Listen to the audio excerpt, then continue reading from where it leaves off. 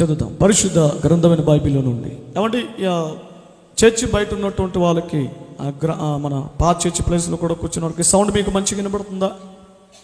Right, okay. ఆ బయట కూర్చున్న వాళ్ళు ఒకసారి చేతుల పైకి స్తోత్రాలు చెప్తారా? ఓకే, అంటే క్లారిటీగా వినపడుతుంది లేదా అని.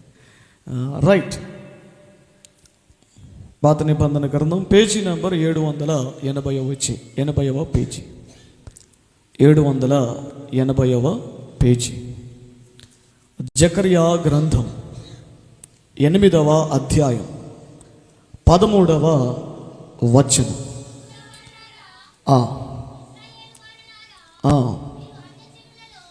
మీరు అన్యజనులలో ఏలాగు శాపాస్పదమై ఉంటిరో అలాగే మీరు ఆశీర్వాదాస్పదమగునట్లు నేను మిమ్మును రక్షింతును. పూర్తిగా చదివేసేయండి. భయపడక ధైర్యము తెచ్చుకొనుడి, ఇదే ప్రభువగు యెహోవా వాక్కు. చదవంగట్టిగా జాగ్రత్తగా ఆలకించండి. వాగ్దాన సందేశం అనగానే మనకు చాలా ఉత్సాహం ఉంటుంది, చాలా సంతోషంగా కూడా మనం రిసీవ్ చేసుకుంటూ ఉంటాం.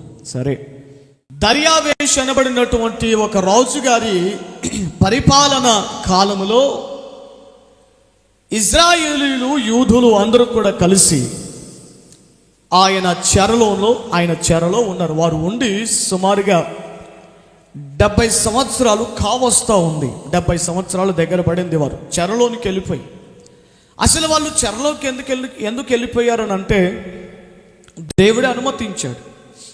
వారు చేసినటువంటి కొన్ని తప్పిదాలు, వారు చేసినటువంటి కొన్ని విధికి వ్యతిరేకమైనటువంటి పనులు వారిని చెరలోనికి వెళ్ళేటట్లుగా దేవుడు అనుమతించాడు. వారు సుమారుగా 70 సంవత్సరాలు కావస్తా ఉంది.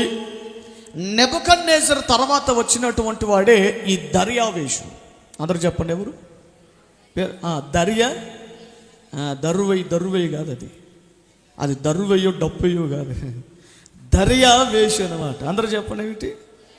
దర్యావేషు. దానియేలు కాలంలో మనం చదువుకుంటాం కదా, దానియేలు గ్రంథంలో నెబుకద్నెజర్ రాజు అండి. నెబుకద్నెజర్ రాజు తర్వాత వచ్చినటువంటి రాజు దర్యావేషు. సో ఈ దర్యావేషు కాలములో రాజులు ఎంతోమంది మారుతున్నా, కాలములలో మారుతున్న ఆయా కాలములలో ఆయా సమయములలో దేవుడు ఎవరో ఒకరిని ప్రవక్తగా దేవుడు ఎన్నుకొని ఏర్పరచుకొని తన ప్రజలైనటువంటి యూదులకు, ఇశ్రాయేలీయులకు తెలియపరచవలసినటువంటి ఉద్దేశాలన్నీ దేవుడు తెలియపరచుకుంటూ వస్తూ ఉన్నాడు. ప్రియులారా, వారు ఏదైనా తప్పు చేస్తే ఇదిగో వారికి హెచ్చరికను అందిస్తూ ఉన్నాడు. అలాగే వారు ఏదైనా పశ్చాత్తాపపడితే దేవుడు కనికరించి వాగ్దానాన్ని కూడా ఇస్తూ ఉన్నాడు. ఇక్కడ చదవబడినటువంటి లేఖన భాగంలో ఇశ్రాయేలీయుల యొక్క పరిస్థితి చాలా దారుణంగా ఉంది. ఎందుకు దారుణంగా ఉందంటే వారు శాపగ్రస్తులు అయిపోయారని మనం చదువుకున్నాం. ఆ 13వ వచనంలో నేను చదువుతున్నాను. యూదా వారులారా, ఇశ్రాయేలు వారులారా, మీరు అన్యజనులో ఎలాగు శాపాస్పదమై ఉంటిరో అంటే ఏమిటి? వారి బ్రతుకంతా ఎలా సాగిపోయిందట? ఎన్నాళ్ళు ఎలా సాగిందట? శాపముతో కొనసాగిందట. అసలు ఇశ్రాయేలు ప్రజలు దీవించబడిన జనాంగం కదా, ఆశీర్వదించబడిన వారు కదా. ఏమండి, ఒకడు వచ్చాడు బాలాకు వచ్చి ఇదిగో ఇశ్రాయేలు ప్రజలు వీళ్ళను జయించటానికి నాకు శక్తి లేదు అని బాగా పవర్ఫుల్ మంత్రగాడైన బిలామును తోలుకొని వచ్చాడు. ఒరే బాబు, ఇదిగో నా నిమిత్తం ఈ జనాలను శపించురా, నువ్వు శపిస్తే నేను వాళ్ళ మీద జయాన్ని పొందుతానంటే వాడు జనాంగాన్ని చూసి, అయ్య బాబోయ్, వీళ్ళు దేవుని జనాంగం, వీళ్ళు దేవుని ప్రజలు, నేను ఎంత చేసినా, నేను ఎంత మంత్రించినా, నేను ఎంత శోధ చెప్పినా, నేను నా సాయ శక్తులు ఎన్ని చేసినా వాళ్ళకు పనిచేయో. కారణం రాజు యొక్క జయధ్వని వారి మధ్యలో ఉన్నది. స్తోత్రం చెప్పాలి గట్టిగా. హల్లెలూయా. యాకోబులో ఏ మంత్రమును లేదు, యాకోబులో ఏ శకునములు లేదు, యాకోబులో ఏ వంకరతనమును లేదు. రాజు వారి మధ్యలో ఉన్నాడు. దేవుడు వారికి తోడై ఉండి నడిపిస్తున్నారు. జనములలో వారు లెక్కించబడరు. వారు ఏకజనం. దేవుడు తనకంటూ సొంతంగా ఏర్పరచుకున్న జనమయ్యా. నేను శపించినంత మాత్రాన వారు శాపగ్రస్తులుగా మారని ఆశీర్వాద వచనాలు చెప్పినవాడు. ఏమంటే ఆ విధంగా ఇశ్రాయేలు ప్రజల కొరకు దేవుడు శాపమును ఆశీర్వాదంగా మార్చినవాడు కదా. మరి ఇశ్రాయేలీయులు ఏ విధంగా శాపగ్రస్తులైపోయారు? అసలు పరిశుద్ధ బైబిల్ గ్రంథంలో ఒక వ్యక్తి కానీ, ఒక జనాంగం కానీ, ఒక రాజ్యం కానీ, ఒక దేశం కానీ దేవుడు శపించాలనుకుంటే అసలు ఆ పరిస్థితులు ఎలా ఉంటాయి?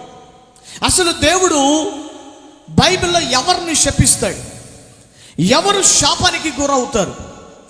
ఎవరు శపితమైనటువంటి అనుభవాన్ని కొని తెచ్చుకుంటారో ఏమండి, మచ్చుకు కొన్ని విషయాలు ఈ పూట 2-3 సంగతులు మీతో చెప్పి కొన్ని కొత్త సంగతులు మనం ధ్యానం చేసుకోవడానికి అవకాశం ఉంటుంది. జాగ్రత్తగా దేవుని లేఖన భాగాలు ఆలకించండి. మనమందరం యేసు రక్తపు కోటలో ఉన్నాం, అదే మనకు భద్రత. కానీ యేసు రక్తపు యొక్క కోటను దాటి నువ్వు బయటికి వెళ్ళి పిచ్చి వేషాలు వేసావా, అదిగో సాతానుగాడు మంచి బహుమానాలతో ఎదురు చూస్తున్నాడు. ఏమిటనంటే అదిగో శాపమే. గమనించండి, అసలు శపించబడినటువంటి జీవితం, శపించబడిన బ్రతుకులు ఇప్పటికీ అసలు శాపం అనేది ఇంకా ఏలుబడి చేస్తూనే ఉందా అని అంటే ఉంది అని చెప్పడానికి ఏ మాత్రం అనుమానం లేదు. అయితే ప్రభు రక్తపు కోట కిందకి వచ్చినట్టుకి శాపం అనేది, ఆ కాడి అనేది విర్రగొట్టబడుతుంది. అది క్రైస్తవుడికి దొరికే గొప్ప భాగ్యం. అది ఓ ఇశ్రాయేలు, నీ భాగ్యం ఎంతో గొప్పది. ఏమిటి మన భాగ్యం అంటే ఆయన రక్తపు కోటలో ఉండటమే మన భాగ్యం. ప్రియులారా స్తోత్రం చెప్పండి ఒకసారి. ప్రియులారా జాగ్రత్తగా ఆలకించండి. శపించబడిన జీవితాలు ఎలా ఉంటాయి అంటే బయట లోకపరంగా నేను చూసిన కొన్ని అనుభవాలు చెప్తాను. ఒక వ్యక్తి సాయశక్తుల తన జ్ఞానంతో, తన టాలెంట్స్తో, తన తలాంతులతో వ్యాపారం చేయాలని ప్రారంభిస్తాడు. ఎంత చేస్తున్నా, ఎంత ప్రయాసపడుతున్నా, ఎంత కష్టపడుతున్నా వ్యాపారంలో నష్టమే కానీ లాభం అనేది దొరకదు. మరికొన్ని సందర్భాలలో లాభం వచ్చినట్టుగానే ఉంటుంది, కానీ అది మనం అనుభవించలేని స్థితిలోనే ఉంటుంది. మరికొన్ని సందర్భాలలో ఎందుకు రోగాలు వస్తున్నాయో తెలియదు. కొన్ని రోగాలు శాపాల మూలంగా కూడా వస్తాయి. రోగాలు, బలహీనతలు, అనారోగ్యాలు శాపాల మూలంగా కూడా మానవుడిలోనికి సంక్రమిస్తాయి. జాగ్రత్తగా ఆలకించండి. ఇలాంటి రోగాలు ఏ డాక్టర్ కళ్ళకు కనబడవు, ఏ స్కానింగ్లు కనబడవు. మనకు తెలిసిందల్లా స్కానింగ్లో ఏదన్నా నార్మల్ రిపోర్ట్ వచ్చి ఇంకా నొప్పి, బలహీనత ఉందంటే ఏదో దయ్యపు పోరాటం, సాతాను శోధనం అని అనుకుంటాం. కానీ ఇంకో మనకు తెలియాల్సిన సంగతి ఏంటంటే వెనకల శాపము కూడా ఏలుబడి చేస్తుందన్న సంగతి కూడా మనం గుర్తుపెట్టుకోవాలి. ఎన్నో అనుభవాలు చూసే ప్రియులారా, ఇలా శపించబడినటువంటి జీవితాలు ఇలా ఉంటాయి. తర్వాత ఫ్యామిలీలో, కుటుంబాలలో ఏమంటే ఎంత చక్కటి స్వభావం కలిగినటువంటి వారైనా ఏదో తెలియని అసమాధానం కుటుంబంలో ఏలుబడి చేస్తూ ఉంటుంది. పిల్లలకు, భార్యాభర్తలకు, తల్లిదండ్రులకు మధ్య సరైనటువంటి సమాధానం లేని స్థితిగతులు ఏర్పరచబడుతూ ఉంటాయి. చాలా ప్రయత్నాలు చేస్తూ ఉంటారు, కానీ ఏదో తెలియని అలర్జడి, ఏదో తెలియని గలిబిలి కుటుంబాన్ని ఏలుబడి చేస్తుంటుంది. అదే శాపగ్రస్తమైన అనుభవం. ఆ కుటుంబం మీద శాపం నిలబడింది అనటానికి ఇవి కొన్ని గుర్తులు, సూచనలు అన్నమాట. ఇంకా చాలా చెప్పుకుంటూ పోతే ఎన్నో విషయాలు ఉన్నాయి, అవన్నీ కూడా మనకు అవసరం లే. అయితే పరిశుద్ధ గ్రంథంలో కొంతమంది శపించబడిన వారు ఉన్నారు. అలాగే ఎవరు శపించబడతారో శాపానికి గురయ్యేటువంటి కారణాలు కూడా పరిశుద్ధ గ్రంథంలో దేవుడు ఎన్నో విషయాలు తెలియజేశాడు. మచ్చుకు కొన్ని విషయాలు చెప్తాను చూడండి. ద్వితీయోపదేశకాండం 11వ అధ్యాయం 26వ వచనాన్ని ఒకసారి మనం చూద్దాం. ద్వితీయోపదేశకాండము అందరూ చూడండి, చదవచ్చిన వాళ్ళు, పిల్లల నుంచి పెద్దల వరకు అందరూ కూడా బైబిల్ తెరిచి చూడండి. ద్వితీయోపదేశకాండం చూడండి అనే కదా నేను చెప్పింది. వాక్యం ఉందా? ద్వితీయోపదేశకాండం 11వ అధ్యాయం 26వ వచనం. చూడుడి, నేను నీ ఎదుట దీవెనను శాపమును పెట్టుచున్నాను.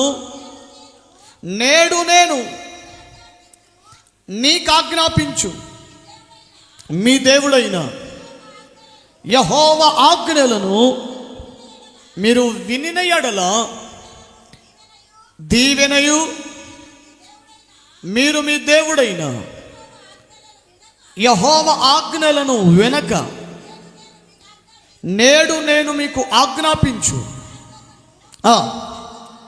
విడచి మీరు ఎరుగని ఇతర దేవతలను అనుసరించిన యెడల శాపమును మీకు కలుగు. ఇక్కడ 2 విషయాలు చెప్తాను. ఒకటి, ఒక వ్యక్తి జీవితంలో, ఒక మానవుడి జీవితంలో శాపం అనేది ఎలా అనుమతించబడుతుంటే, ఒకటి, మనం తీసుకునే నిర్ణయాన్ని బట్టి కూడా శాపాలు మన జీవితంలో వస్తాయి. అలా ఎలా పాస్టర్ గారు? అలా ఎలా అండి? తీసుకునేటువంటి నిర్ణయాలు కూడా శాపం తీసుకొని వస్తాయి అంటే ముమ్మాటికి తప్పనిసరిగా మనం ఎంచుకునే కొన్ని నిర్ణయాలు, మనం తీసుకునే కొన్ని నిర్ణయాలు, ఇందాక చెప్పిన నిర్ణయాల గురించి కాదు ఏమండి, ఒకని ఎదుట సరి అయినదిగా కనబడు మార్గం తుదకది నాశనానికి నడిపిస్తుంది. అది తీసుకునే ఏమంటే నిర్ణయమైనా తీర్మానమైనా ఏదైనా సరే తుదకది నాశనం అనగా ఒక శాపగ్రస్తమైన అనుభవంలోనికి నడిపిస్తుంది. ఒక నిర్ణయం, ఒక తీర్మానం, భవిష్యత్తు గురించి ఒక సరైనటువంటి తీర్మానం తీసుకోకపోతే, భవిష్యత్తు గురించినటువంటి ఒక సరైనటువంటి నిర్ణయం, నువ్వు బాగుపడాలన్నా చెడిపోవాలన్నా నీ నిర్ణయాల మీదే ఆధారపడి ఉంటుంది.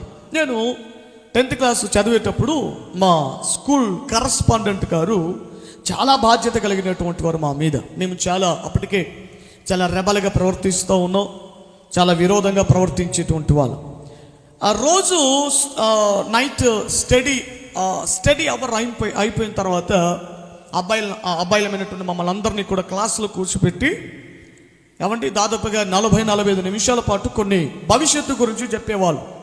ఒరే బాబు, ఇది మీకు మంచి చెడులు తెలియని వయసురా, రేపు మీరు 10th పాస్ అయిన తర్వాత ఇంటర్కి వెళ్తారు, అది కరెక్ట్ ఏజ్ నానా, మీరు తీసుకునే నిర్ణయాల మీదే మీరు చెడిపోవటమైనా బాగవటానికైనా ఆ ఏజ్, ఆ వయస్సు మీకు దోహదపడుతుంది. కాబట్టి ఇప్పటి నుండే కాస్త మెచ్యూర్డ్ అవ్వండి, ఇప్పటి నుండే కాస్త బాగుపడడానికి ప్రయత్నం చేయండి అని నెత్తి నోరు కొట్టుకొని బాధపడేవాళ్ళు. ఎంతమందికి ఆ రోజున బుర్రలోకి వెళ్ళాయో తెలియదు, కానీ నాకు మాత్రం బుర్రలోకి వెళ్ళాయి, పనిచేసి వాస్తవానికి పనిచేసినాయి. నిజమే కదా, అయ్యో మా సార్ గారు ఇంతగా బాధపడుతున్నారు, ఇంతగా చెబుతున్నారు కదా అని ఆలోచన చేసామని మరలా ఈ రాత్రి ఇంటికి వచ్చిన తర్వాత ఖాళీ సమయంలో మా సార్ గారు ఈ మాటలు చెప్పారు కదా, ఎంత బాధతో చెప్పారు, అనుభవంతో చెప్పి ఉంటారు కదా, ఎన్నో చూశారు కదా అనే ఉద్దేశంతో ఏమండి ఇంటర్కి వచ్చాను. ఆ ఇంటర్ ఏమండి ప్రారంభపు సంవత్సరములలో ఆ 2010-11 సంవత్సరములలో ఏమండి ప్రభు నన్ను, అదే సంవత్సరంలో ప్రభు నన్ను పట్టుకోవటం, వాక్యం చేత ప్రభు నన్ను దర్శించటం, ప్రభువా బ్రతికితే నీ కోసం బ్రతుకుతాను అయినా, ఇక స్నేహం లేదు, ఫ్రెండ్స్ ఏదే లేదు ప్రభువా, నీ కొరకే జీవిస్తానని ఏమండి కొన్ని నెలలు కాలేజీకి వెళ్ళిన తర్వాత ఇక కాలేజీకి వెళ్ళకుండా ఇంటి దగ్గరే ఉంటూ ఏమండి సెక్యులర్గా ఇంటి దగ్గర ఉంటూ చదువుకుంటూ ఎగ్జామ్స్ మాత్రం అటెంప్ట్ చేస్తూ ఎక్కువగా ప్రభువు నన్ను నా హృదయాన్ని ఆకర్షించిన కొలది దేవుని సన్నిధిలోని మరీ ఎక్కువగా గడుపుతూ ఏమండి అప్పుడు నేను చేసిన మొట్టమొదటి పని ఏమిటంటే నా స్నేహితులను నేను దూరం చేసేసాను.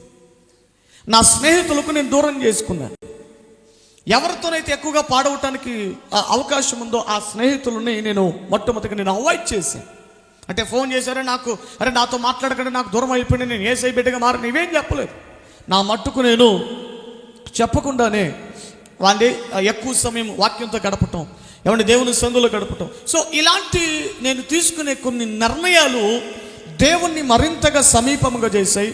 ఈ రోజున కొన్ని వేల మంది ఆత్మలకు ప్రయోజనకరమైన పాత్రగా ఈ రోజున ఈ దీన పాత్రను దేవుడు ఈ రోజున ఈ స్థాయిలో దేవుడు నిలబెట్టి వాడుకొని తన నామమునకు మహిమకరంగా వాడుకుంటున్నాడు.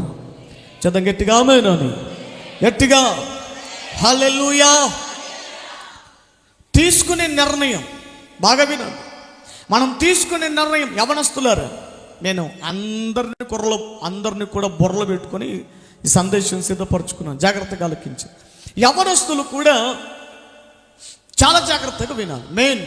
మీరే ఈ యవన జీవితంలో, ఈ యవన కాలంలో మనం తీసుకునే నిర్ణయాలు కరెక్ట్గా లేకపోతే రేపటి దినాన కొన్ని జరిగే పరిణామాలకు నువ్వు తీసుకునే నిర్ణయాలే కారణముగా మిగిలిపోతాయి. అది వివాహ విషయంలో కావచ్చు, ఉద్యోగ విషయంలో కావచ్చు, నువ్వు తీసుకునేటువంటి ఏ అడుగుల విషయంలో, ఏ విషయంలోనైనా కావచ్చు, నువ్వు తీసుకునేటువంటి నిర్ణయం అది తప్పిదముతో కూడినదైతే, అది సరైనదిగా కాకపోతే మాత్రం జీవిత కాల నష్టానికి మూల్యం చెల్లించుకోవాల్సిన బాధ్యత నువ్వే మోస్తావన్న సంగతి పూట ఈ రాత్రి మీకు జ్ఞాపకం చేస్తున్నాను. ప్రభు అంటున్నాడు, ఇదిగో చూడుడి, నేడు నేను మీ ఎదుట దీవెన శాపం మీ ముందు పెట్టాను. అంటే ఆప్షన్ ఎవరికి ఇచ్చాడు ఇక్కడ? అంటే ఇప్పుడు నిర్ణయం తీసుకునే హక్కు ఎవరికి ఇచ్చాడు అంటే, దేవుడు ఎవరిని కూడా బలవంతంగా యాంత్రికంగా మనుషులను నియంత్రించే దేవుడు కాదు. దేవుడు మానవుణ్ణి కలగజేసినప్పుడే స్వయం ఏమంటారు దాన్ని, సెల్ఫ్ డిఫెన్స్ అనేది కూడా దేవుడు మానవులు ఆటోమేటిక్గా కలగజేసాడంటే. అంటే మనుషుడు తన సొంత నిర్ణయాలు తీసుకునే జ్ఞానం, ఆ స్వతంత్రత దేవుడు మనుషులో పెట్టేశాడు. మనుషులు ఆల్రెడీ ఎవరి మనుషుని కలగజేసినప్పుడే ఆ అనుభవాన్ని మనుషులో పెట్టాడు. అందుకే మానవులమైనటువంటి మన ఎదుట దేవుడు ఒక తీసుకోవాల్సిన నిర్ణయం గురించి ఒక 2 మార్గాలు మన ముందు పెట్టాడు. ఇదిగో దీవెన శాపం, ఈ 2 నీ ముందు పెడుతున్నాను. ఈ 2025వ సంవత్సరంలో ప్రారంభపు గడియలలో ఈ మాటలు వింటున్న వాళ్ళారా, ఈ సంవత్సరం నువ్వు తీసుకునే మంచి నిర్ణయం అయితే, నువ్వు తీసుకోబోయేది మంచి నిర్ణయం అయితే దేవుని సందులో ఈ సంవత్సరం నీకు దీవెనకరంగా మారుతుంది. లేదా అది పిచ్చి నిర్ణయం, అది పనికిమాలిన నిర్ణయం, ఎవరికి ప్రయోజనకరము కాక, నీకు ప్రయోజనకరం కాక, 10 మందిని దుఃఖపెట్టి నిర్ణయముగా నీ నిర్ణయం ఉంటే గాక, రేపొద్దున ఈ సంవత్సరం నేను ఎంత ప్రార్థన చేసినా ఈ సంవత్సరం నీకు దీవెనకరంగా ఉండదు కాకపోగా నీ బ్రతుకు కొన్ని శాపాల బాటన నడిపించబడే అవకాశం ఉంది అనే సంగతి కూడా ఇప్పట నీకు జ్ఞాపకం చేస్తున్నాను. నిర్ణయం, డిసిషన్, మనం తీసుకోవాల్సినటువంటి నిర్ణయం చాలా ప్రాముఖ్యమైనది. సో ఒకటి, ఎలా మనం శాపాలను కొని తెచ్చుకుంటామంటే, ఒకటి మనం తీసుకునే నిర్ణయాలను బట్టి, ఎంచుకునేటువంటి కొన్ని మార్గాలను బట్టి కూడా శాపం వస్తుంది. అదే వచ్చిన దాకా చదివినటువంటి అదే వచనంలోనే 2వ మాట మనం చదివాం. ఏమిటి? అక్కడ 2వ విషయం ఉంటుంది. దేవుని మాట వినకపోయినా ఏమిటట? ఇదే మాట మనకు ద్వితీయోపదేశ కాండం 28వ అధ్యాయం 15వ వచనాన్ని చదవండి. ద్వితీయోపదేశ కాండము 28వ అధ్యాయము 15వ వచనం. నేడే హలో నేడు ఏ రోజు? ఏ రోజు అండి? ఈరోజు ఇంకా మంగళవారం అనే ధ్యాసలోనే ఉన్నారా? కాదు, మంగళవారం అయిపోయి సుమారుగా 2 గంటలు కావస్తుంది. ఇది బుధవారం. అంత మాత్రం కాదు, 2025వ సంవత్సరానికి ప్రారంభ దినం, ప్రారంభపు గడియల్లోనే మనం ఉంటున్నాం. దేవుని వాక్యం సెలవిస్తుంది, ఈ క్షణములలోనే దేవుడు నేరుగా తన వాక్యం చేత మన హృదయాన్ని దర్శిస్తుండగా, జాగ్రత్తగా వినండి, నేడు రేపొద్దున గురించి ఆలోచన చేయమాక, రేపొద్దున గురించి ఆలోచన చేయొద్దు, రేపొద్దున గురించిన ఆ చింత చేయొద్దు. నేడు రేపొద్దున నేను ఉంటానా, నువ్వు ఉంటావా? ఏమండి? రేపటిని కూర్చిన చింత చేయమాకండి. ఈరోజు ఉన్నాం, దేవునికి స్తోత్రం. రేపు ఎవడు ఉంటాడో ఎవడు పోతాడు. ఎవరికి ఎవరు ఈ లోకంలో, చివరికి యేసే పరలోకంలో. ఎవరికి ఎవరండి? ఈరోజు ఉన్నాడు, రేపటి దినాన చూడటానికి అవకాశం ఉంటుందా లేదా అన్నటువంటి పరిస్థితుల మధ్యలో జీవితాలను, మానవ మనుగడ కొనసాగిస్తూ ఉన్నాం.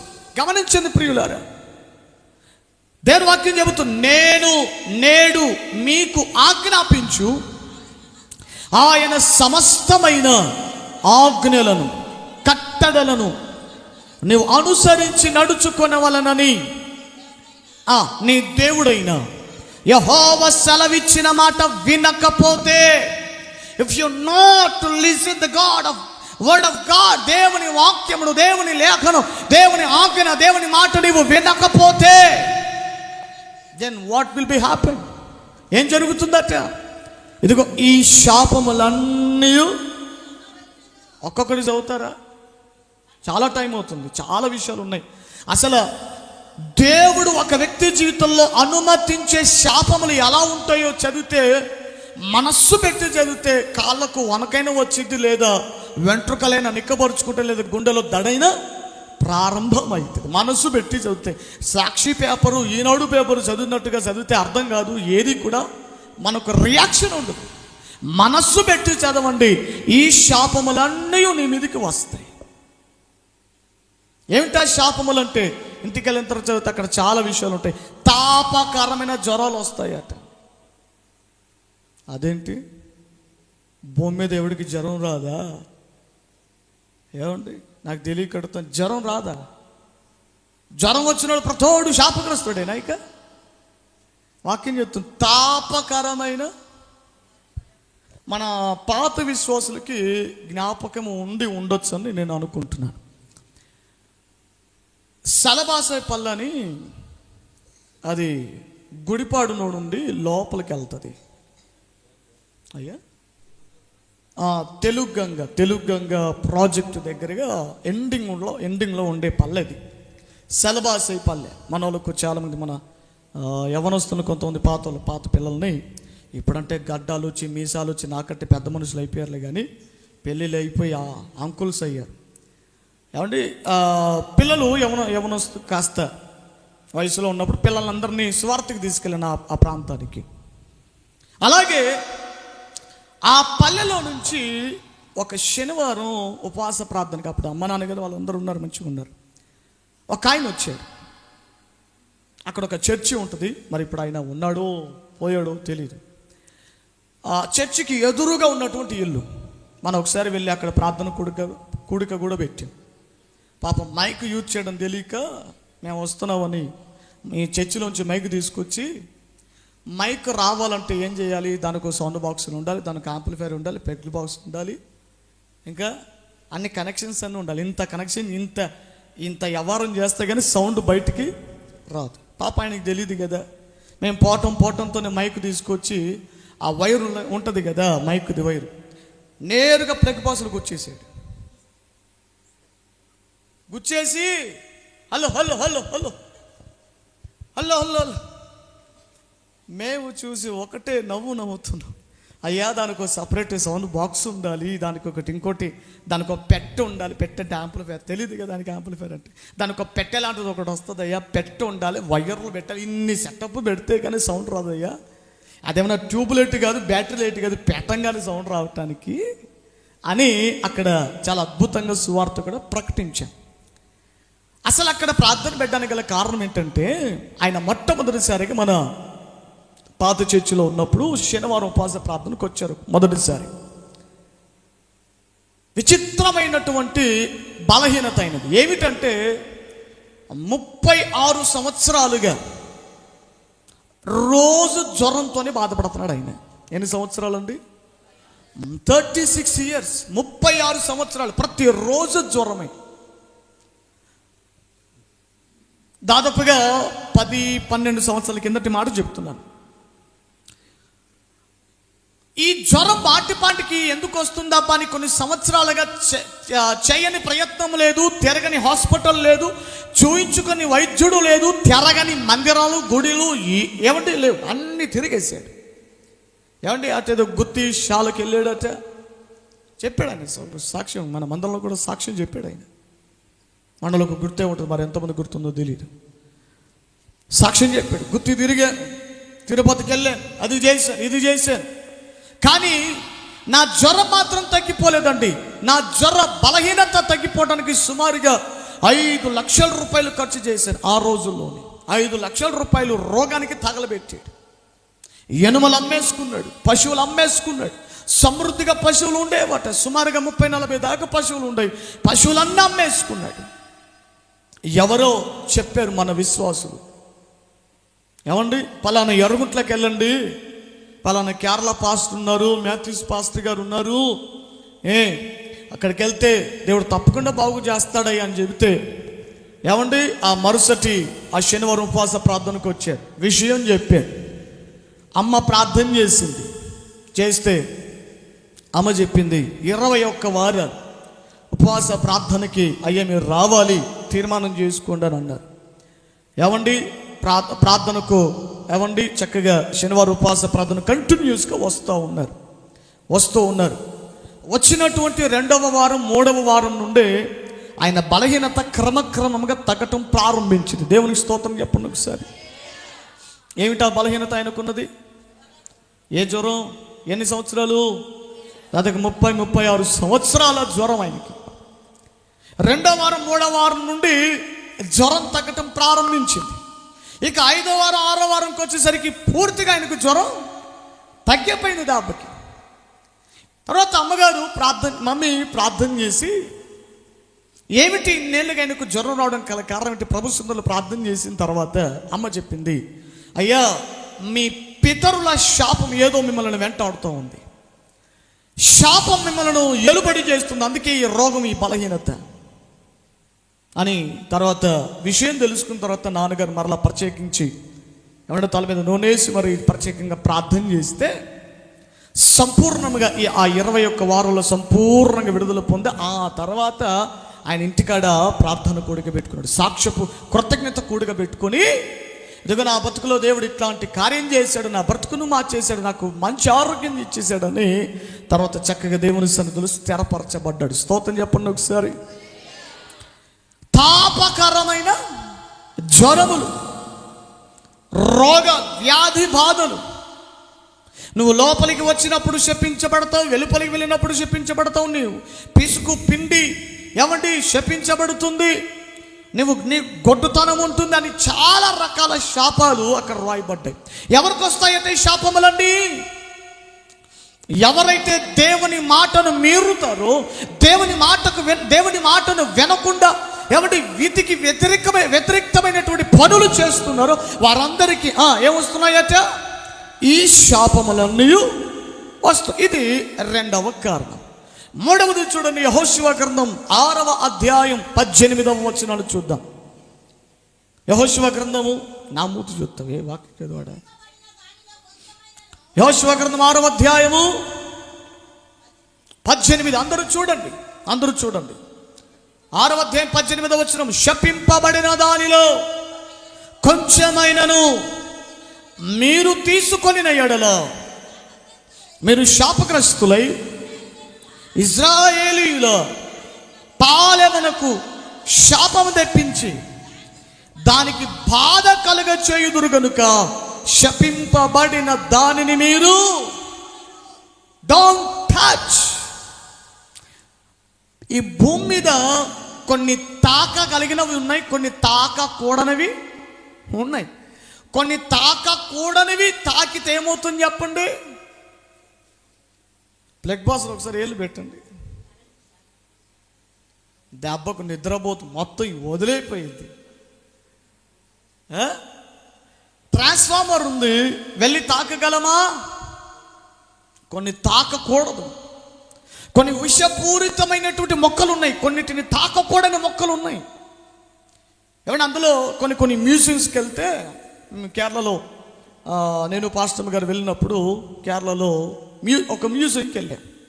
అక్కడ చాలా రకాల ఒక డివిజన్ అంతా మొక్కల గురించి పెట్టారు. కొన్ని మొక్కల గురించి దానిపైన బోర్డు పెట్టారు, డోంట్ టచ్ దిస్ ప్లాంట్స్ అని హెడ్డింగ్ పెట్టారు, బోర్డు పెట్టారు. ఏమిటండి నేను అక్కడ ఉన్న గైడర్ని అడిగాను. అలా అడిగితే లేదండి ఇవి విషముతో నిండుకున్నవి, మీరు ఒకవేళ తాకితే మీ చేతులకు విషం అంటుకుని మీరు ఎప్పుడైనా ఏదైనా భోజనం చేసేటప్పుడు ఆ విషయం లోపలికి వెళ్తే గంటన్నర కల్లా మీరు చనిపోయే అవకాశం ఉందని చాలా జాగ్రత్తలు చెప్పాను. సో కొన్ని భూమి మీద కొన్ని తాకగలిగినవి ఉన్నాయి. యెహోషువతో దేవుడు చెప్పాడు, ఇదిగో ఒక చోట దోపుడు సొమ్మును తీసుకోండి, దోచుకోండి అని చెప్పాను. కానీ ఇప్పుడు మీరు దోచుకోవాల్సిన పని లేదు. ఒక్క పొల్ల కూడా మీరు ముట్టడానికి వీలేదు. కారణం ఏంటి? And this is a cursed place. ఇది శపితమైనటువంటి పట్టణం, ఇది శాపగ్రస్తమైనటువంటి చోటు. ఇది ఈ శాపగ్రస్తమైనటువంటి చోటులో ముట్టినది ఏ వస్తువైనా శాపగ్రస్తమవుతుంది. ముట్టినోడు కూడా శపించబడతాడు. యెహోషువ జాగ్రత్త వహించని దేవుడు చాలా జాగ్రత్త, చాలా హెచ్చరిక చేశాడు. అందరూ చాలా జాగ్రత్తగా ఉన్నారు, కానీ వారిలో ఒకడు ఉన్నాడు, వాడి పేరు ఆకాన్. వాడికి పాపం బంగారు కమ్మి కనబడింది, మంచి వస్త్రాలు కనబడ్డాయట. ఎంత బంగారు కమ్మి కనబడ్డా, ఎంత మంచి, అది బ్రాండెడ్ వస్తువులైనా, బ్రాండెడ్ బట్టలైనా అది ఏమై దాని మీద ఏముంది చెప్పండి? దాని మీద శాపం నిలబడి ఉంది. That has been a curse. అది శాపముతో నిండుకునే ఉంది. ముట్టడానికి వీలు లేదు, తాకటానికి వీలు లేదని ప్రభు చాలా ఖండితంగా ఆజ్ఞాపించారు. మొత్తానికి వీడు చూశాడు. ఆకాన్ చూసి ముట్టినవాడు ముట్టినట్టుగా ఉన్నాడు. అయ్యయ్యో పొరపాటున ముట్టేశాడే అని ఎవరి దేవునితో పశ్చాత్తాపపడడం లేదు. దానిని మరలా తన గుడారములోనికి తీసుకువెళ్ళి ఎవడికి చూడకుండా, తన భార్య పిల్లలకు కూడా చెప్పకుండా సీక్రెట్గా ఎక్కడ పెట్టాడట? తన గుడారము యొక్క క్రింద ఎక్కడో గొయ్యి దవ్వి అక్కడ పాతి పెట్టాడట. పాపం ఎవరు చూడలేదులే, ఎవరు గమనించలేదులేనని పాపం అభిప్రాయపడ్డాడు. కానీ పరమంధు ఆసీనుడైనటువంటి వాడు ఆయన కన్నులకు కనబడని స్పష్టం, చెప్పల గట్టిగా, ఏదీ లేదు.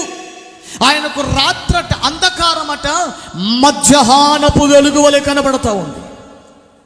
ప్రియులారా, 2024 సంవత్సరం వరకు చీకటితో నడిపించబడ్డామేమో, సీక్రెట్స్ మెయింటైన్ చేసేవేమో, రహస్యాలు మెయింటైన్ చేసేవేమో. దర్శినా 2024 వరకు ఇంకా చాలు. రహస్యముతో నువ్వు చేసిన పనులు చాలు. భార్యను కప్పుపుచ్చి, నీ భర్తను కప్పుపుచ్చి, నీ పిల్లల్ని ఎవడి కప్పుపుచ్చుకొని, సంఘానికి వచ్చినప్పుడు సంఘస్థును కప్పుపుచ్చుకొని, సేవకుని మరుగు చేసుకొని నువ్వు చేసిన పాపిష్టి పనులు దర్శినా ఇక చాలు. సీక్రెట్ లైఫ్లో నుండి ఏమండి, ఆ రహస్యకరమైనటువంటి జీవితంలో నుండి వెలుగుమయమైనటువంటి జీవితంలోనికి మనం వచ్చేద్దాం ప్రియులారా. దేవునికి స్తోత్రం. ఏమనే నీ జీవితంలో సీక్రెట్స్, ప్రధానికి సీక్రెట్ పాస్వర్డ్, వాట్సాప్కు లాకే, ఫొటోస్కు లాకే. ఏమండి, ఈ భూమి మీద ఎవడు ధైర్యవంతుడు తెలుసా? తన ఫోనును ఇతరుల చేతిలో ధైర్యంగా ఇచ్చి పెట్టేవాడు ధైర్యవంతుడు. మీరు ఇవ్వగలరా మీ ఫోన్ని?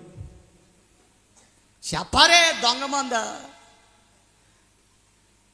మీ ఫోన్ మీ భర్తకు కానీ, మీ భార్యకు కానీ, లేదా ఇతరులకు కానీ పాస్వర్డ్ చెప్పి, మరి ఏంటి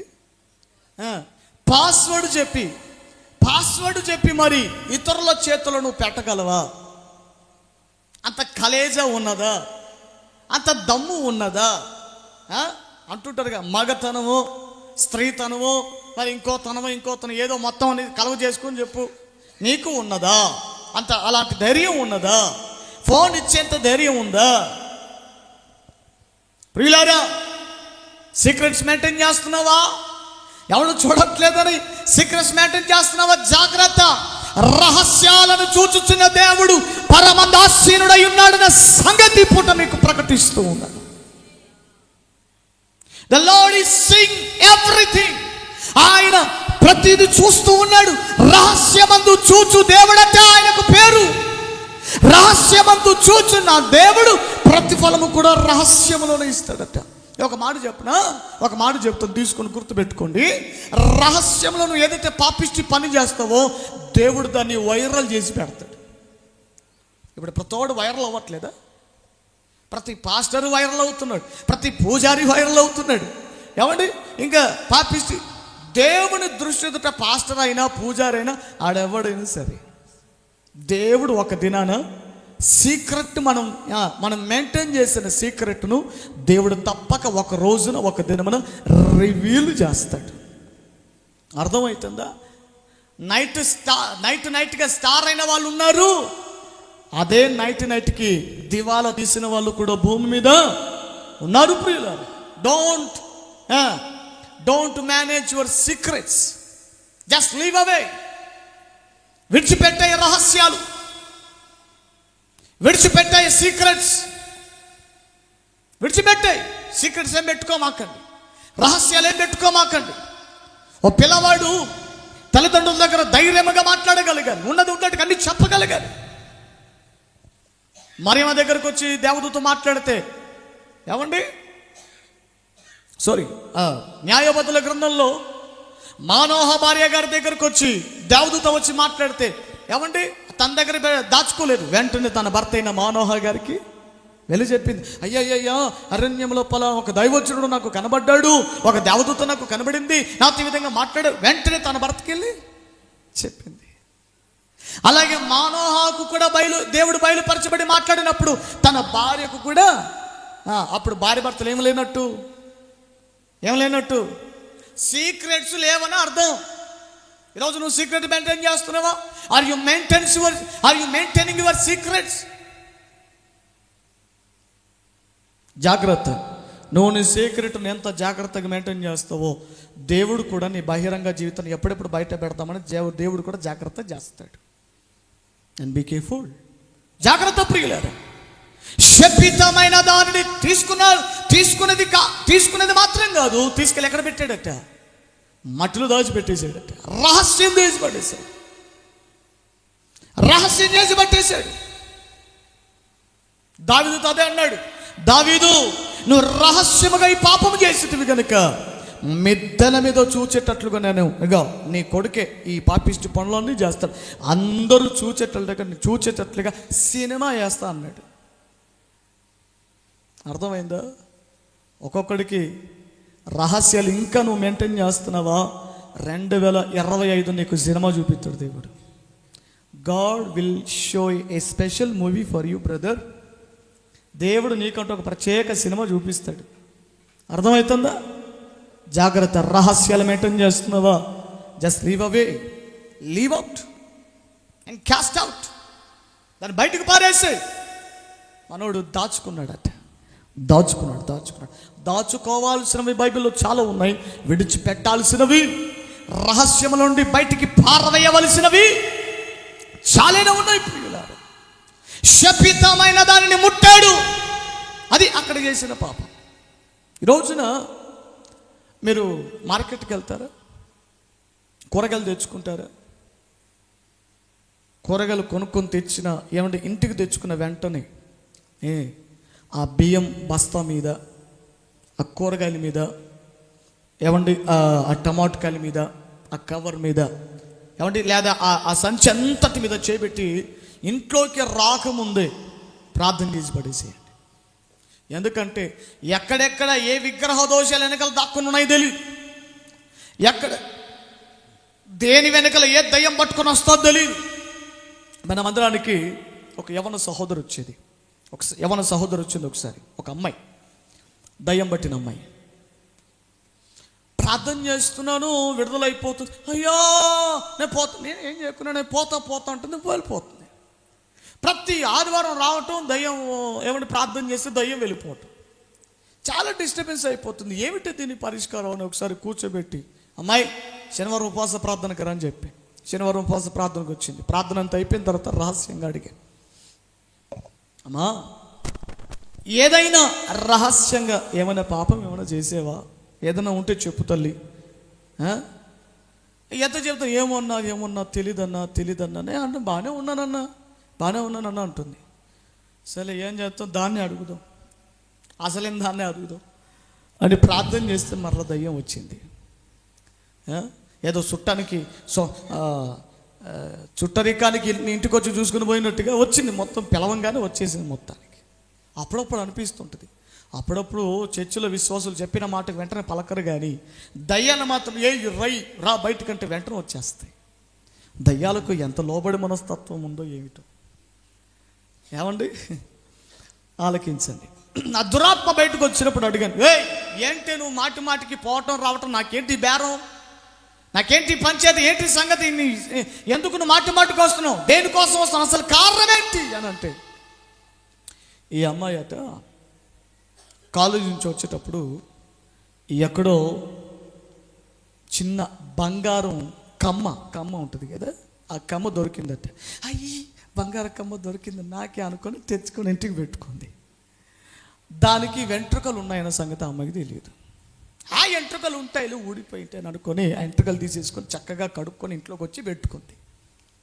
ఆ పెట్టుకున్నటువంటి నైట్ నుంచే అమ్మాయికి సరిగా నిద్ర పట్టకపోవటం, రకరకాల కలవరింపులు రావటం, ఏమంటే పనికి మాలినటువంటి చెదారం అన్ని కలలోకి రావటం, మనసు అంతా కలవరం ఉండిపోవటం, ఏమంటే రోగాలు రావటం, బలహీనత రావటం, ఒక్కోసారి చచ్చిపోవాలని అనిపించటం, రకరకాల డిప్రెషన్స్లోనికి అమ్మాయి వెళ్ళిపోయింది.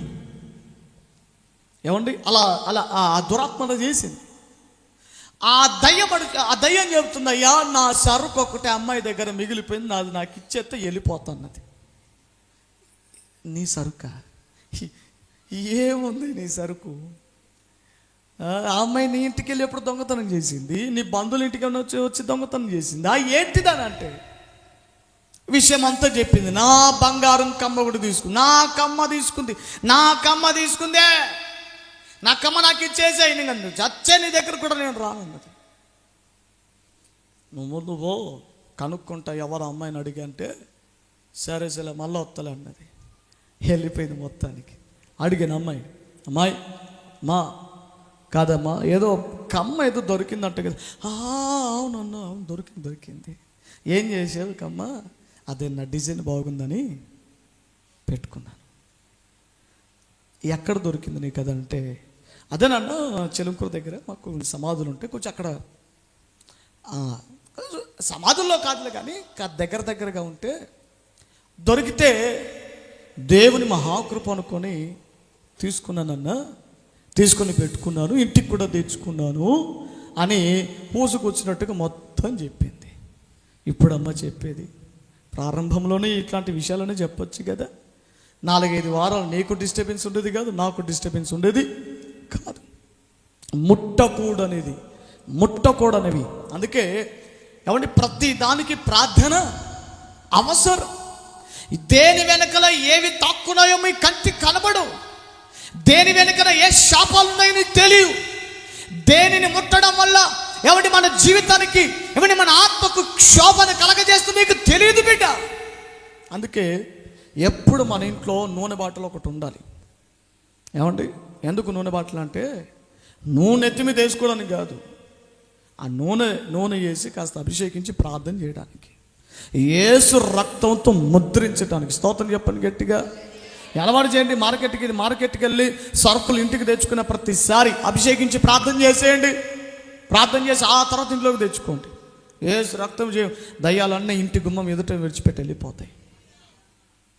ఒకడు పూజలు కొట్టినాడు, పూజలు చేసినోడు ఉంటాడు, ఇంకొకడు కొబ్బరికాయలు కొట్టినోడు ఉంటాడు, ఇంకోటి ఆ బియ్యానికి మంత్రించినోడు ఉంటాడు. దేని వెనకల ఏ విగ్రహ శక్తి దాగుంటుందో తెలీదు. శాపగ్రస్తమైనది ముట్టద్దు అని ప్రభు ఆజ్ఞాపించాడు. అండ్ బీ కేర్ఫుల్, జాగ్రత్త ప్రియులారా. దేనిని పడితే దాన్ని ముట్టుకుంటున్నావేమో, దేనిని పడితే దాన్ని తాకటానికి ఇష్టపడుతున్నావేమో. ముట్టకూడనివి కూడా ఈ భూమి మీద ఉన్నాయి. And do not be touch, ముట్టద్దు. ఫార్ అవే, దూరంగా ఉండటానికి మనం ఇష్టపడాలి ప్రియులారా. ఆ విగ్రహం కదా, నేను చాలా ప్రార్థన పరుని, తాకితే ఏం కాదులే పోయి తాకినావు అనుకో, దాంట్లో ఉన్న దయ్యాలన్నీ వచ్చేస్తాయి. మళ్ళీ నీ ప్రార్థన జీవితం డిస్టర్బ్ అయిపోతుంది. ఏమంటే దేవుని సన్నిధికి వద్దామన్న ఆసక్తి కూడా పోతుంది. అందుకే రియాక్షన్ అది మన స్పిరిట్లో ఉంటుంది. కొంతమంది విశ్వాసుల విషయంలో స్పిరిట్లో డిస్టర్బెన్స్ అవుతుంది. అందుకే జాగ్రత్త. ముట్టకూడని వాటి విషయంలో కూడా జాగ్రత్త వహించాలి. చివరిగా ఒక మాట చెప్తాను ప్రియులారా, కొంచెం చిత్రంగా ఉంటుంది. శాపము కలిగే మరొక అనుభవం అంటే ఎలా వస్తుందో శాపం చూడండి. ఇది కొంచెం విచిత్రంగా ఉంటుంది. న్యాయాధిపతుల గ్రంథం 5వ అధ్యాయం 23వ వచనం. న్యాయాధిపతుల గ్రంథము 5వ అధ్యాయం 23వ వచనం. యెహోవా దూత ఇట్లనెను, మేరోజును శపించుడి. దేనినట? దేవుని దూత దిగి వచ్చి చెబుతుంది. ఏమని? మేరోజును శపించండి. మేరోజు అంటే ఒక వ్యక్తి పేరు కాదు, అది ఒక పట్టణానికి ఉన్న పేరు. ఆ పట్టణంలో నివసించే వారికి అందరికి ఉన్న పేరు మేరోజ్. మేరోజును శపించండి అని ఎవరు చెబుతున్నారు? ఒక దేవదూత వచ్చి దిగి ప్రకటన చేస్తుంది. దేవదూత ఎలా వస్తుంది? తనంతట తాను ఏదో ప్రకటించదు. దేవుడు ఏదైనా చెప్పి పంపిస్తేనే కానీ దేవదూతల కిందికి వచ్చి ఏది ప్రకటన చేయదు. ఒక దేవదూత వచ్చి ప్రకటన చేస్తుందంటే అది తన ప్రకటన కాదు, దేవుని ప్రకటనని ఈ మూలంగా మీరు జ్ఞాపకం చేసుకోవాలి. ఒక దేవదూత వచ్చి ఏమని ప్రకటిస్తూ ఉంది, ఏమని తెలియజేస్తుంది? మేరోజును శపించండి, దాని మీద మీ శాపమును నిలపండి. దాని మీద మీ శాపాన్ని నిలపండి. ఎందుకు? అది శపించబడాలి, అది శాపగ్రస్తం అవ్వాలి, దాని మీదకి శాపం రావాలి. అండ్ బికాస్ ఎందుకని దేవుడు అంతా చాలా వైల్డ్గా రియాక్ట్ అవుతున్నాడు అని అంటే రీజన్ అక్కడ దేవుడు చెబుతున్నాడు. యెహోవా సహాయమునకు వారు రాలేదు గనుకనే. అది అర్థమైందా? విచారం చేస్తేనే, పాపిష్టి కార్యాలు చేస్తేనే, దొంగ పనులు చేస్తేనే శాపాలు కాదుండోయ్. సహాయమునకు రాకపోయినా ఏమిటి? యెహోవా సహాయమునకు రాకపోయినా ఏమిటండి? దేవునికి సహాయం ఏంటి? నాకు అర్థం కాదు. అసలు దేవునికి సహాయం అవసరమా? దేవునికి సహాయం ఏంటండి? ఆయన ఆది సంపూర్ణుడు, సర్వశక్తిమంతుడు, సర్వాధిపతి, సర్వాధికారం కలిగిన దేవుడు కదా. ఆయనకు సహాయం చేయడం అంటే ఆయనకు మనం సహాయం చేయడం అని కాదు. దానికి ముందు చిన్న సందర్భం ఉంది. ఇశ్రాయేలు ప్రజలు 20 సంవత్సరాలు యాబీను అనబడినటువంటి రాజు చేతి కింద మిక్కిలి బాధగా అనక ద్రొక్కబడ్డారు. 20 సంవత్సరాలు వారి చేతిలో నుండి రక్షించడానికి న్యాయాధిపతులను దేవుడు ఎన్నుకోవడానికి ఇష్టపడితే మొగోడు ఎవడు కనబడలేదు.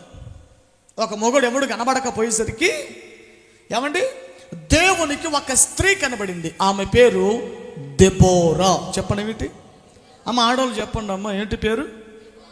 దెబోరా. దెబోరా. ఈ దెబోరా గారు ఎవరు అంటే ఈమె ఒక ప్రవక్తిని అని వాక్యం చెబుతుంది. ఎవరీమా? ప్రవక్తి. ఈమె ఎంతటి గొప్ప స్వభావం కలిగినటువంటి స్త్రీ అంటే సాధారణమైనటువంటి స్త్రీ వలె ఉండే స్త్రీ కాదు ఈవిడ. ఈమె మీద ఒక ప్రత్యేకమైన అభిషేకం నిలబడి ఉంది. అంత మాత్రమే కాదు, తన ప్రజల మధ్య దేవుడు ఒక వ్యక్తిని న్యాయాధిపతిగా కూడా ఎన్నుకున్నాడు. ఆ న్యాయాధిపతి పేరు ఏమిటంటే బారాకు. బారాకేనా? అక్కడ న్యాయాధిపతిలో ఉంటుంది మీకు ఆ మాట. అదే 5వ అధ్యాయంలో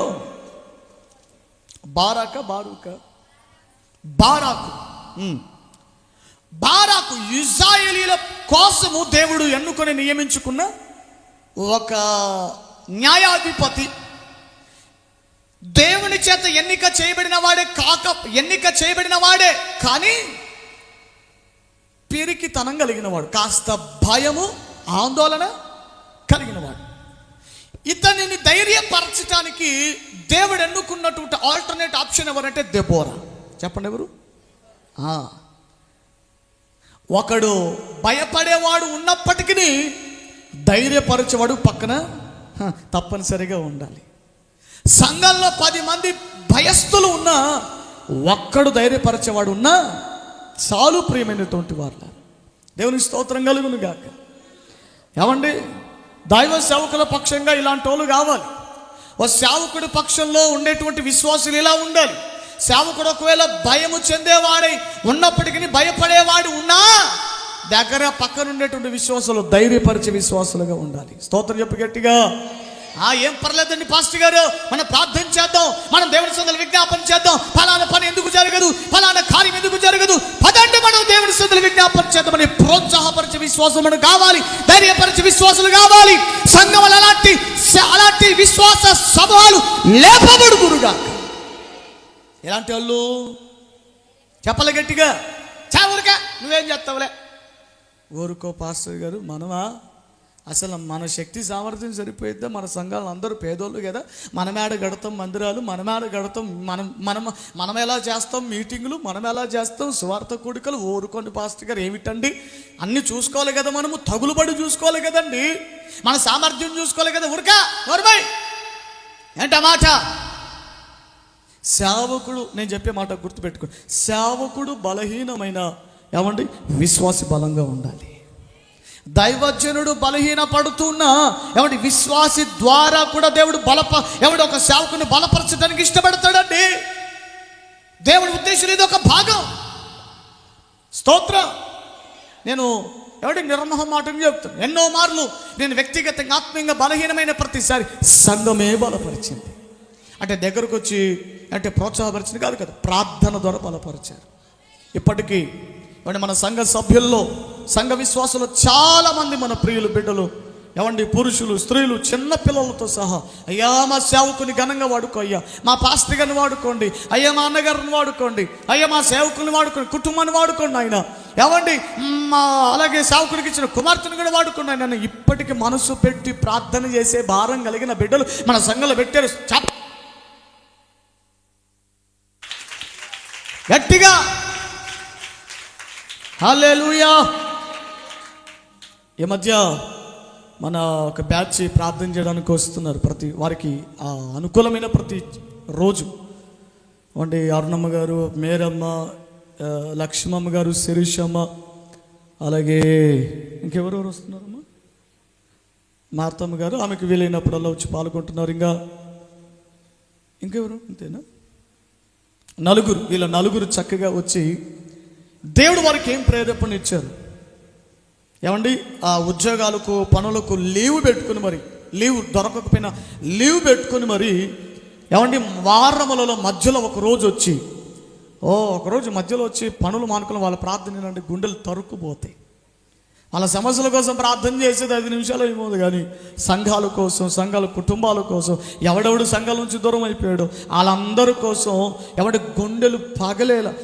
నేను ఒకవైపు అక్కడెక్కడో ఆ ఫస్ట్ రూమ్లో నేను వాక్యం చదువుకుంటూ నా లోకంలో నేను ఉన్నాను,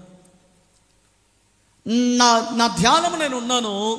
ఏమంటే వీళ్ళ కన్నీటి కేకలు నా ధ్యానాన్ని డిస్టర్బ్ చేసి పడేసారు. దెబ్బకి మనసు రావట్లేదు, ధ్యాన మనసు పోయింది.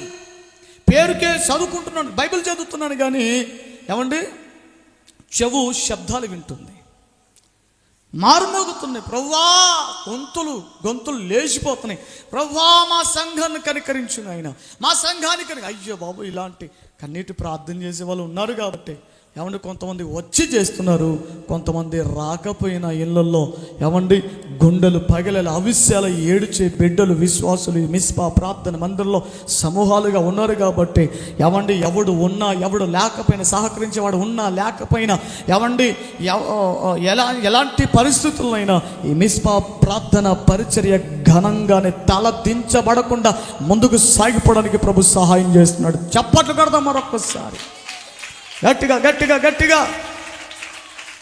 హల్లెలూయా. ఈ పూటకి మాట తీసుకోండి, దైవజనుడిని బలపరిచే విశ్వాసులు కూడా సేవకుని బలపరిచే సంఘం కావాలండి. ఆర్థికంగానైనా ఏమంటే భౌతికంగానైనా ఆత్మీయంగానైనా ప్రార్థనాపరంగానైనా బలపరిచే వాళ్ళు కావాలి. ఇంకా మాటలు చెప్పి ఆ మాటలు చెప్పి ఈ మాటలు పరిచే నీరసం చేసేటోళ్ళు కాదు, బలహీనపరిచే వాళ్ళు కాదు. దెబోరా ఏమంటే బారాకు గారిని ధైర్యపరుస్తుంది. చాలా భయపడుతున్నామా, మనం చేయగలమా దెబోరా, మనం చేయగలమా? ఏమండి ప్రతిరోజు దెబోరమ్మ ఇంట్లో వంట చేయడం, ఏమంటే వంట చేసిన తర్వాత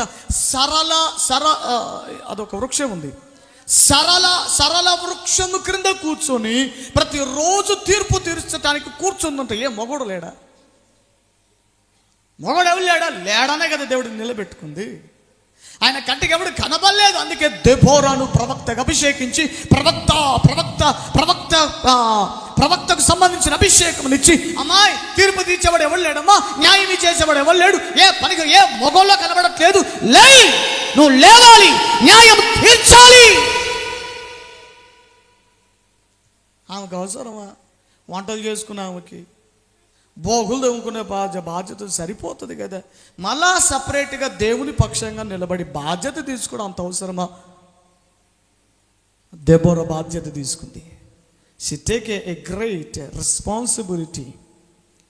ఒక బాధ్యత తీసుకుంది. నేను తీర్పు తీరుస్తాను, దేవుని పక్షంగా మంచి చెడులను విచారణ చేసి నేను న్యాయం చేస్తాను, న్యాయం తీరుస్తాను అని. ఏమండి, ఇక వాడెవడు? సీసెరా వచ్చాడట. యాబీను అనబడినటువంటి రాజు దగ్గర ఉన్నటువంటి సైన్యాధిపతి అతను సీసెరా.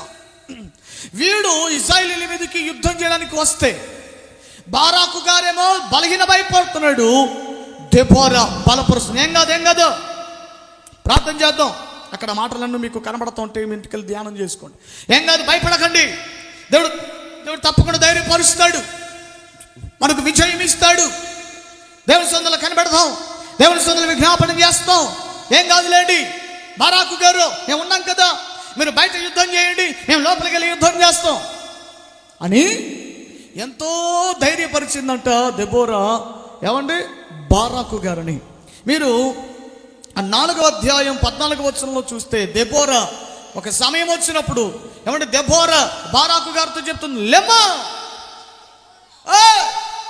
బారాకు, రైస్ అప్, లెమ్ము, యెహోవా సీసెరాను అప్పగించిన దినము ఇదే.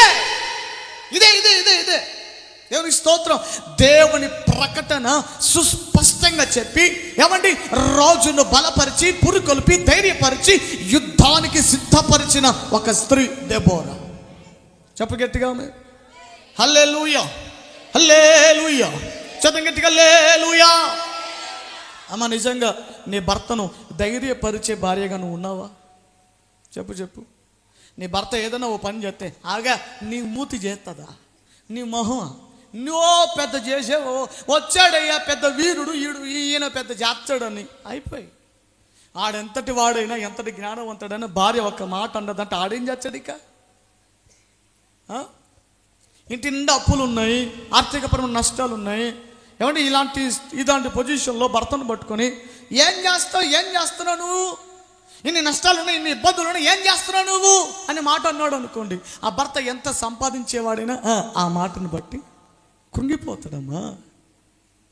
భార్యగా నువ్వు ఎలా ఉండాలో తెలుసా? నీ భర్త పక్షంగా ఎన్ని ఇబ్బందులైనా ఈ వెనకాల ఉన్న ఇబ్బందులన్నీ కప్పుపుచ్చుకొని, అయ్యా ఏం కాదులేండి, నేను కూడా కష్టపడతాను, నేను కూడా ప్రయాసపడతాను, కుటుంబం నెట్టుకుందాంలేండి, ఈ సంవత్సరం కాకపోయినా మరుసటి సంవత్సరానికి అప్పులు తీర్చుకుందాంలే, ఇదిగో ఈ విషయంలో కొంచెం ఖర్చులు తగ్గించుకుందాం, ఈ విషయంలో అనవసరమైనటువంటి ఖర్చులు తగ్గించుకుందాం, అయ్యా అనవసరమైనటువంటి ప్రయాణాలకు ఈ సంవత్సరం కొంచెం తగ్గించుకుందాం, ఇదిగో దేవుని సన్నిధికి వెళ్దాం, దేవుడు మనకి ఇచ్చే దానిని బట్టి కాస్త కూర్చుకుందాం, ఏం కాదు, ఏం భయపడద్దు, ఇదే ఉన్నాయి, ఈ నష్టాలన్నీ పోతాయిలే అని ధైర్యపరిచే భార్యలు ఎంతమంది ఉన్నారండి?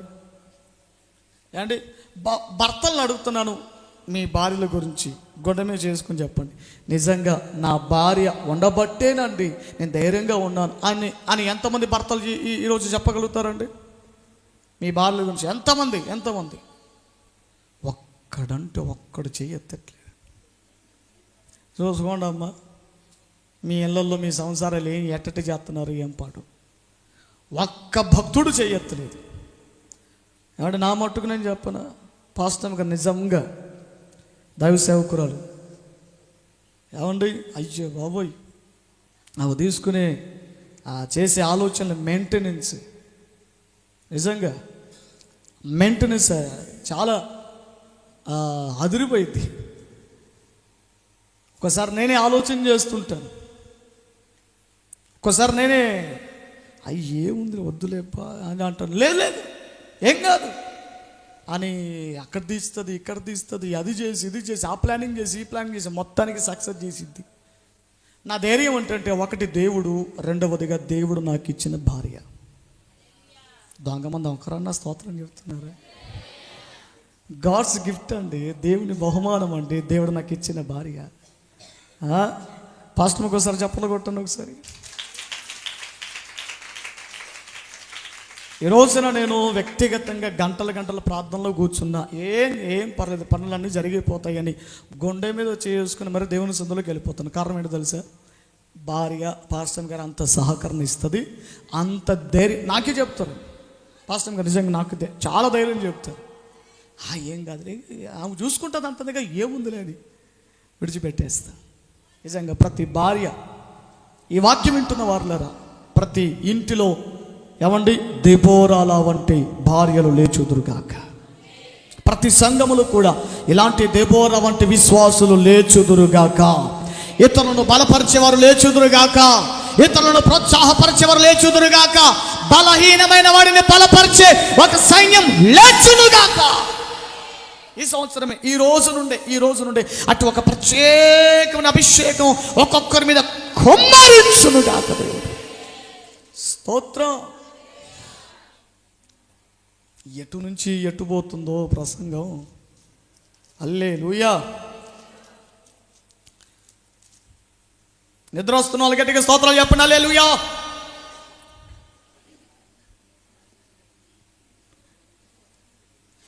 యుద్ధం జరుగుతుంది. ఈ యుద్ధంలో మొత్తానికి సీసెరా ఓడిపోయాడు. యాబీను అనబడిన రాజు కూడా ఓడిపోయాడు. ఇశ్రాయేలులకు విజయం దొరికింది.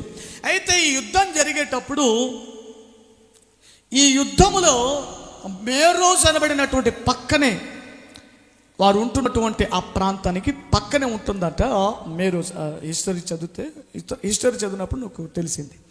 మేరోజ్ అనేటువంటి పట్టణం పక్కనే ఉంటుందట. వాళ్ళని పిలిచారు, అయ్యా యుద్ధానికి సహాయం చేయడానికి రండి, కాస్త సహకారం ఇవ్వండి అయ్యా, మాకు ఏదైనా ప్లానింగ్లు చెప్పండి అంటే, వాళ్ళు గర్వానికి వెళ్ళి మీది మీరే చూసుకోండి, మీరే కష్టపడి మాకేంటి లాభం అనుకొని ఊరకున్నారట. దేవుడు దానిని జ్ఞాపకం చేసుకున్నాడు. దేవుడు దాన్ని గుర్తు పెట్టుకొని ఏమండి ప్రజలతో చెప్తున్నాడు, ప్రజలారా మేరోజు మీద శాపాన్ని నిలపండి, అది ఎప్పటికీ శాపగ్రస్తమైనటువంటి పట్టణముగా ఉంటున్నది. అయ్యో ఏంటిది, ఇంత కారణం దేనికి? ఇంత వైట్గా దేవుడు రియాక్ట్ అవడానికి కారణం ఏంటంటే, అది యెహోవా సహాయమునకు రాలేదు. సహాయమునకు రాకపోయినా ఒకడు పని చేస్తుంటే అంటే కాస్త దేవుని మనసు, ఆత్మ మనసు కలిగిన వాడు ఏం చేస్తాడు, అయ్యయ్యో పలానా సహోదరి పని చేస్తుంది, పలానా సిస్టర్ గారు పని చేస్తున్నారు, మన వంతు ఏదైనా కాస్త సహాయం చేద్దామనే మనస్సుకు బయలుదేరిందా అది దేవుని మనసు. చేసుకుంటే చేసుకోనిలే చేసేవాళ్ళు చాలామందే ఉన్నారుగా, బంధువుల్లో చాలామంది కూడా. నన్ను విలువలు నేను వాళ్ళు చేసుకుంటారులే, వాళ్ళు పెట్టుకుంటారులే. చాలా నిర్లక్ష్యమైనటువంటి స్వభావ ధోరణి. జాగ్రత్తగా ఈ మాటలు వినండి. యెహోవా సహాయమునకు రాకపోయినా శాపమే. సహాయము ఏమంటే చేయకపోయినా, సహకారం ఇవ్వకపోయినా ఏదో ఒకటి సహాయం చేయండి. ప్రసంగి గ్రంథకర్త అంటాడు, నీ చేతికి వచ్చిన పని ఏది కూడా శక్తి లోపం లేకుండా చేయాలట. హల్లెలూయా, హల్లెలూయా.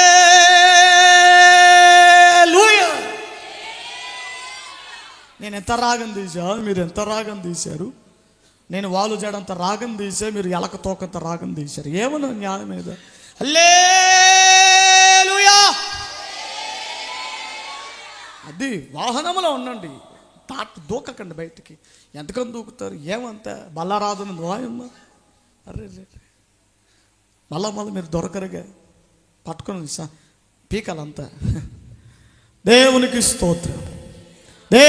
స్తోత్రం.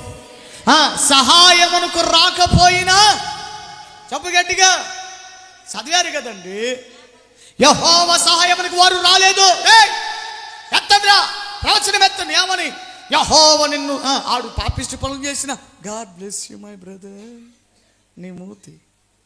దేవుడు అన్నాడు, ఎత్తరా ప్రవచనం ఎత్తు, మాట చెప్పు. ఏమని? యెహోవా సహాయమునకు వారు రాలేదు. Just release your word. వారి మీద శాపాన్ని నిలపండి. మేరోజు శపించబడాలి, కారణం సహాయానికి రాలేదు. జాగ్రత్త ప్రియులారా, జాగ్రత్త. పక్కింటోడు ఎవడైనా ఏమంటే తన పని చేసుకోవడానికి ఇబ్బంది పడుతున్నాడా? ఏమంటే పక్కన ఉన్నావుగా, కాస్త సాయపడడానికి ఏమంటే కాస్త ఒక అడుగు వేయి.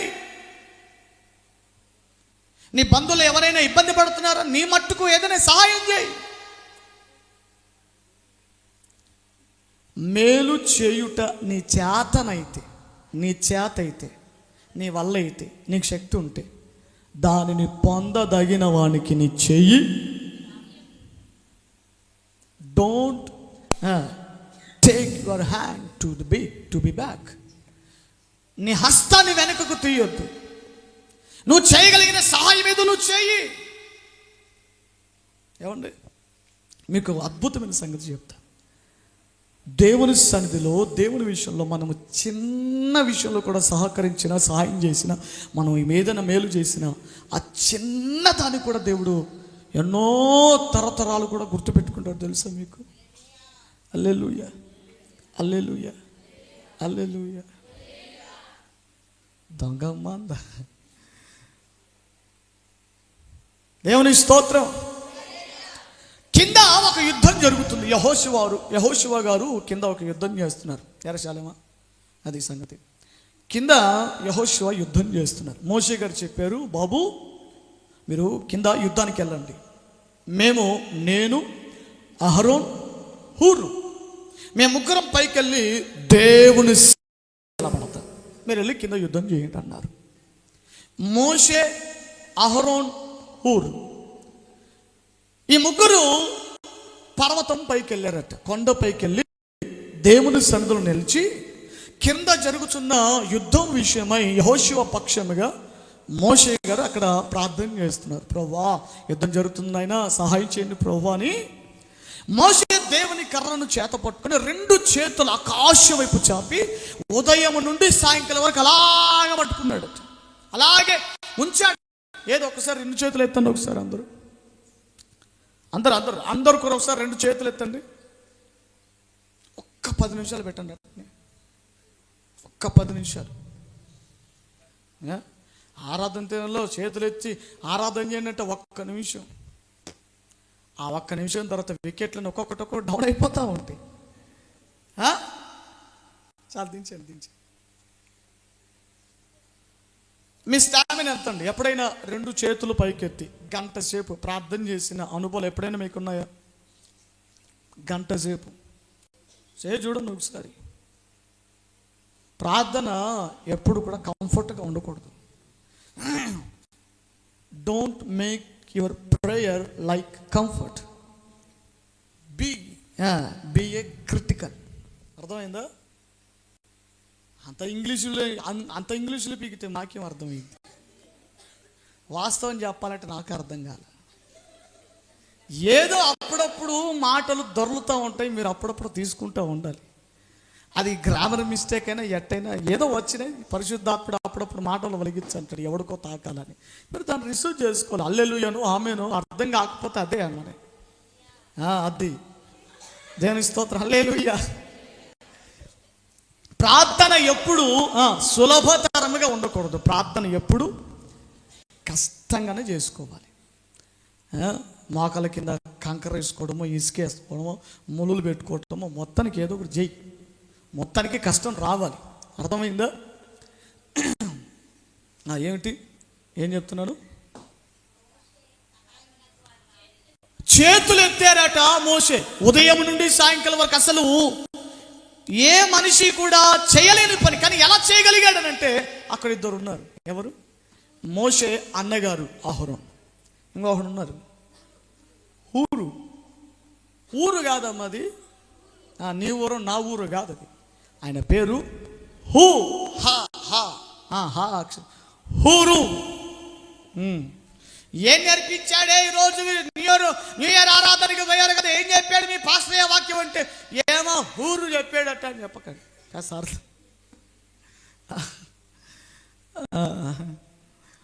సరే, ఆయన పేరు హూరు.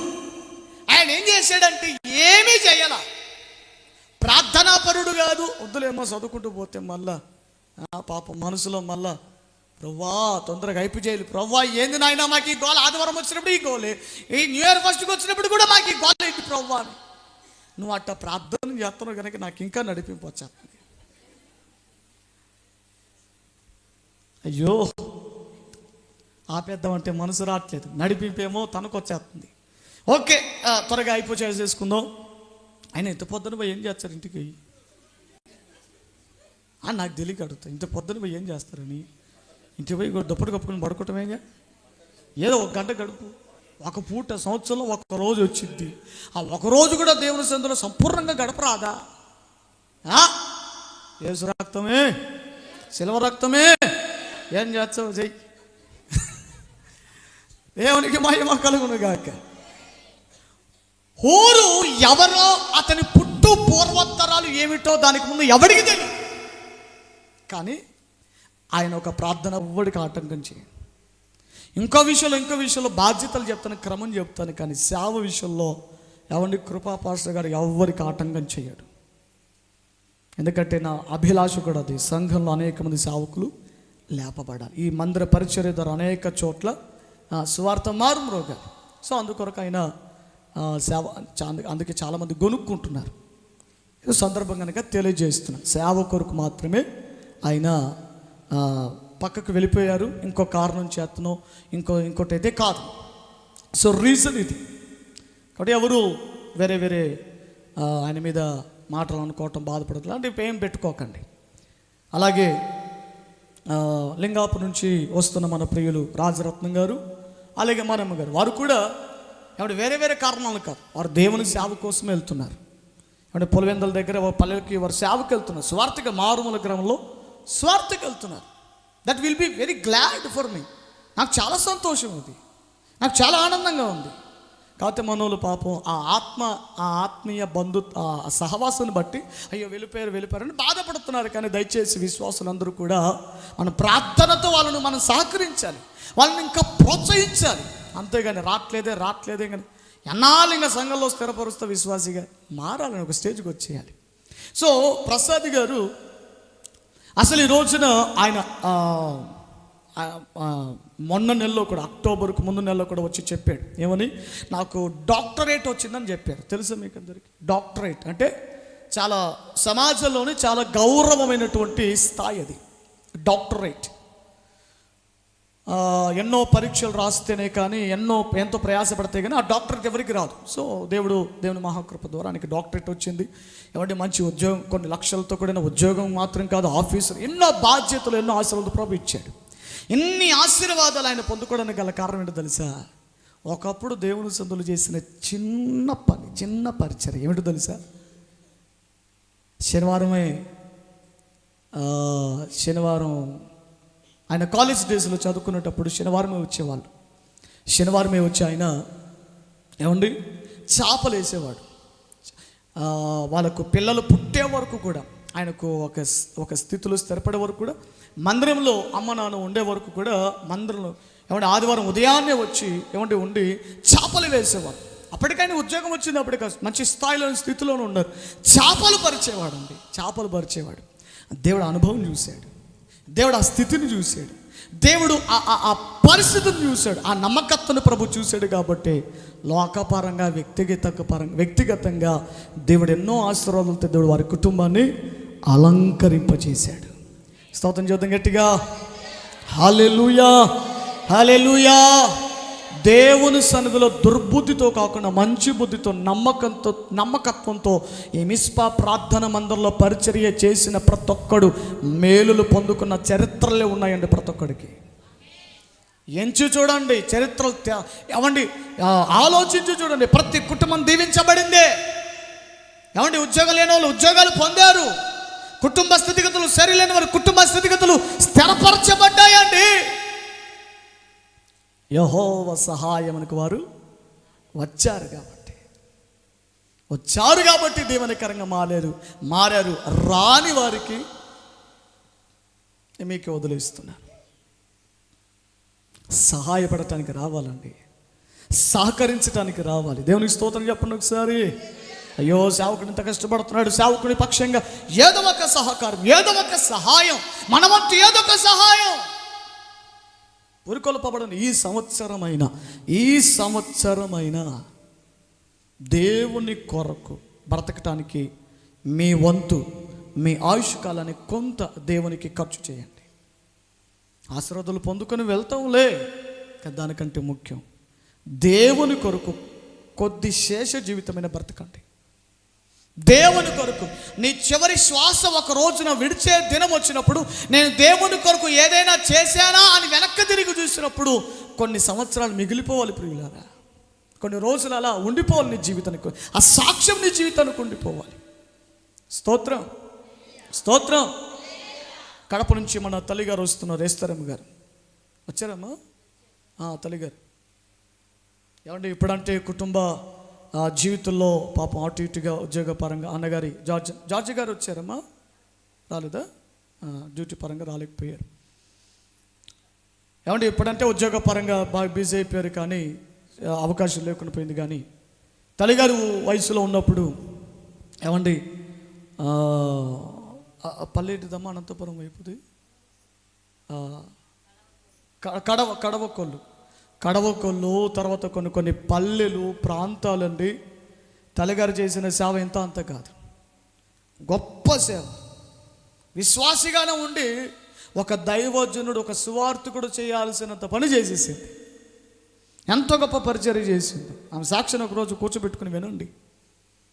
ఏమండి చాలా గొప్ప పరిచర్య చేశారు. అది చాలు.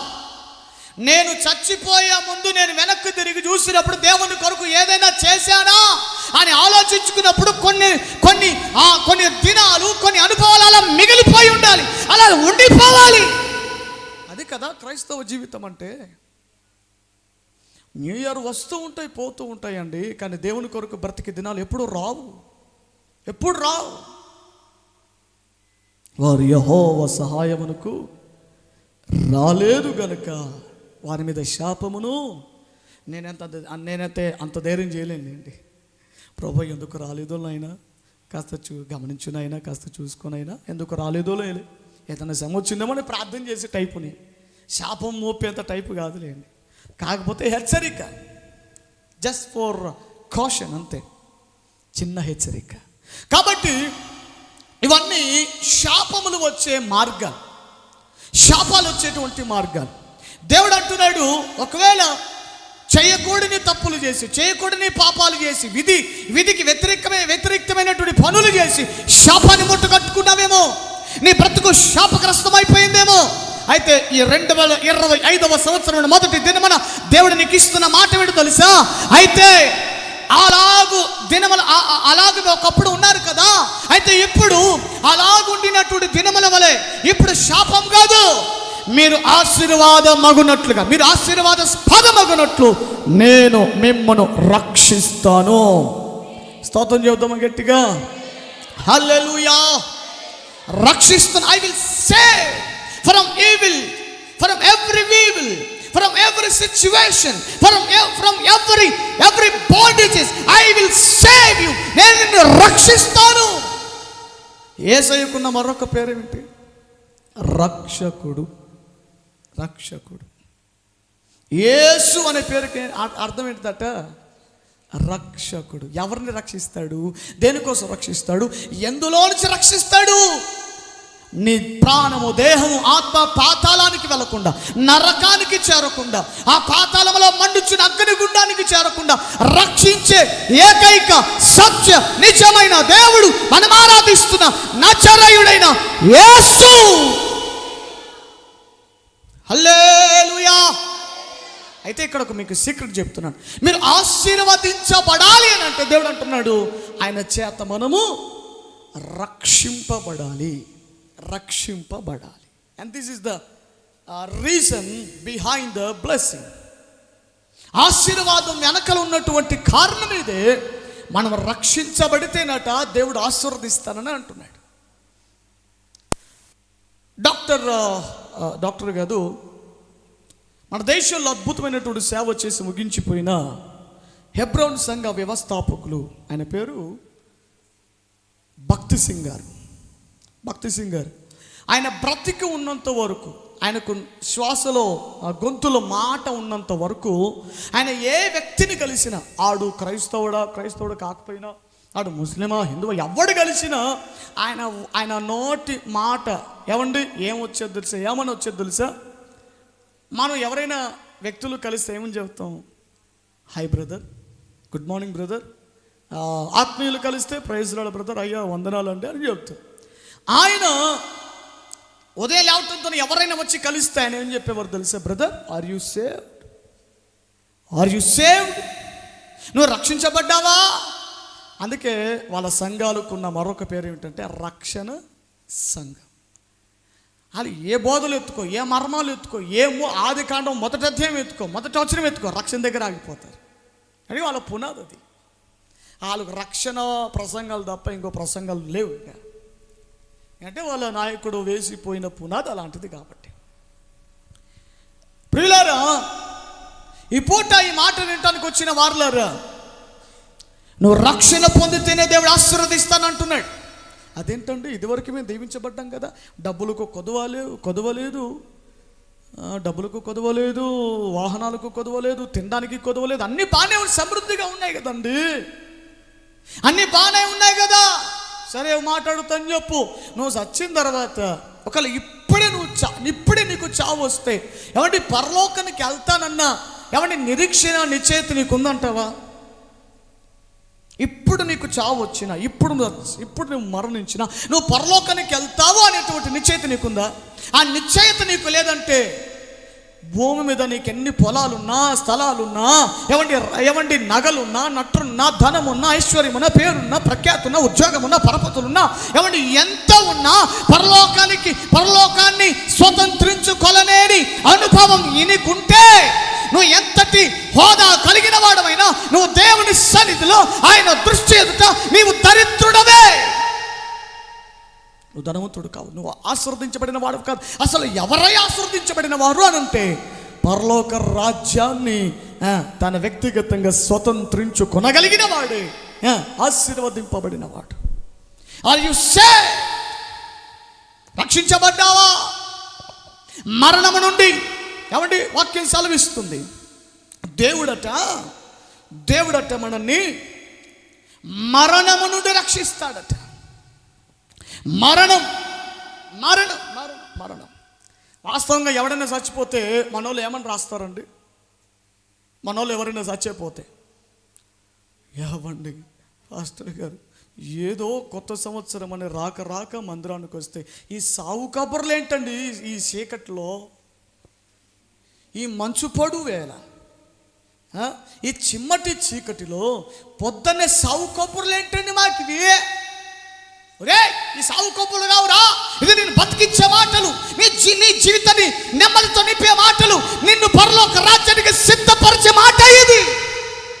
స్తోత్రం చెప్పు గట్టిగా హల్లెలూయా. సావు మాటలు కావి. నిన్ను బ్రతికించి, నీ బ్రతుకును మార్చి, నీ అలవాటును మార్చి, నీ హృదయాన్ని మార్చి, నీ బుద్ధిని మార్చి, నీ స్వభావాన్ని మార్చి పరలోక రాజ్య వారసురాలిగా నిన్ను నిలబెట్టే మాటలు ఇవి. డోంట్ టేక్ ఏ నెగ్లెక్ట్గా తీసుకోకండి. ఎవరైనా మనోళ్ళు ఎవడైనా చస్తే రాసే మాట ఏమిటి? ఇతడు క్రీస్తు నందు చచ్చిపోలేదు, నిద్రపోతున్నాడు. మేము అప్పుడప్పుడు వెళ్ళి జోలపాట పాడుతుంటాం, సమాధుల పండుగ కూడా చేస్తాం, అప్పుడప్పుడు బిర్యానీ ప్యాకెట్లు కూడా తెచ్చి పెడతాం, అప్పుడప్పుడు చచ్చిందే వాడు సారా తాగి సచ్చినోడిని దగ్గరికి వెళ్ళి మళ్ళా సారా చేసేవంటే అసలు ఏం చేద్దామని వాడిని నువ్వు? ఒక ఆమె అయితే ఏడుచుంది, సారా తాగి చచ్చావయ్యో, బాగున్నప్పుడు ఎంత చెప్పినా వినలేదు కదయ్యో. ఇప్పుడు అయ్యా నీ ఏడుపు కొట్టు మాటలు మాకెందుకు వినిపిస్తున్న అనుకోకండి, ఏం కావదులేండి, సెక్యూరిటీ ఉంటాయి. ప్రియులారా మాకేంటి, తాగి తాగి సచ్చావు కదయ్యో, ఎంత చెప్పినా వినలేదు కదయ్యో, సచ్చావు కదా మొత్తానికి, నన్ను నువ్వు సచ్చావు, నన్ను అనాథగా చేసావు కదయ్యా. ఏంటిది ఓడోడు మనం ఏడుస్తుంది. భూస్థాపన అయిపోయింది, అంత అయిపోయి అదేదో ఉంటుంది కదా, ఏదో కార్యక్రమం, భోజనం తీసుకెళ్ళే కార్యక్రమం ఏదో ఒకటి ఉంటాయి కదా. కాకులు వచ్చి తింటే మా వాడు వచ్చి తినిపోయాడని, కుక్క వస్తే మావాడు రాడు, పందు వచ్చి తినిపోయి మావాడు వచ్చాడు, మా తాత వచ్చాడు, మా అబ్బ వచ్చాడు. మరి బతుకున్నప్పుడు అనవే. ఆగండి, వినండి ప్రియ భక్తులారా. ఆమె బిర్యానీ పొట్లం ఒక కోటర్ సారీ పట్టుకుని వెళ్తుంది. ఉండి ఒక ఆయన అడిగాడు, మా ఎవరికమ్మా అవి అని అంటే, మా ఆయనకండి, ఎంత ఇష్టంతో తాగేవాడండి మా వాడు, పోయాడండి పుసుక్కనండి. మరి ఇప్పుడు ఎందుకు తీసుకెళ్తున్నావు అన్నమాట అంటే, తాగుతాడని. అంటే బతుకున్నప్పుడు పోసి, సచ్చినప్పుడు పోసి, ఇంకో కొన్నాళ్ళు పోతే మా భర్త తాగాల్సింది నేను కూడా తాగుతానని అలవాటు చేసుకుంటుందేమో. అక్కడక్కడ ఆడమంది ఉన్నారు కొంతమంది మధ్య, ఆడవాళ్ళు కూడా మందు తాగిస్తారంటగా, బీర్లు తాగుతున్నారంటగా.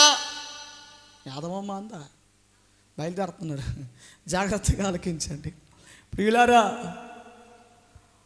ఆడు ఎట్టంటోడని, ఆడు మూడు ఇళ్ళను మెయింటైన్ చేసేవాడు కూడా సచ్చే. ఒకటే హెడ్, ఇతడు క్రీస్తునందు. అప్పుడప్పుడు మనోళ్ళు ఎవడన్నా సచ్చి భూస్థాపన ఆరాధనకు పిలిచినప్పుడు ఇతడు క్రీస్తునందు నిద్రించిన మాట పలకటానికి కొంచెం ఆలోచన చేస్తుంటే, అందుకే అప్పుడప్పుడు కాస్త జ్ఞానయుక్తంగా ప్రార్థన చేస్తావు. భూస్థాపన దగ్గర ఏమనంటే, ప్రభువా ఈ నీ దాసుడు ఈ నీ దాసురాలు నీ చిత్త ప్రకారంగా ఎక్కడ పెడతావు అక్కడ పెట్టు ప్రభు అని ప్రార్థన చేస్తున్నా. అది ఎవరికి అర్థం కాదు. అదే జ్ఞానయుక్తమైనటువంటి ప్రార్థన అంటే. ఎందుకంటే మనోళ్ళు మా పాస్టర్లు చేసే ప్రార్థన, ప్రభువా ఈ నీ దాసుడు పరలోక రాజ్యం పోతాడా, ఈ నీ దాసుడు ఫలానా పరలోక తగిన విశ్రాంతి స్థలమును ఏర్పరచుము తండ్రి. ఎందుకంటే ఆ మాట చెప్పకుతాడు, కానుక రాదు తర్వాత. మనం అట్టే కాదు, కానుక ఇచ్చిన కానుక రాకపోయినా యేసు రక్తం ఒకటే. హల్లెలూయా. ప్రభువా ఈడు బతుకెట్టుందో తెలియదు, కానీ నీ చిత్తం ఏముందో ఈడిని ఎక్కడ పెట్టడం నీ చిత్తం నీ ఉద్దేశం ఆడనే పెట్టు ప్రభు అని ప్రార్థన చేస్తాం. మా భక్తులకు సరిగ్గా అర్థం కాదని ప్రార్థన చేసేది. దేవునికి స్తోత్రం కలుగును గాక. మన దృష్టిలో శరీరం మరణిస్తే అది మరణం కాదు. ఏంటది? నిద్ర. మరి మరణం అంటే ఏంటి? ఆత్మ నరకానికి వెళ్ళటమే. మీకు విషయం తెలుసా?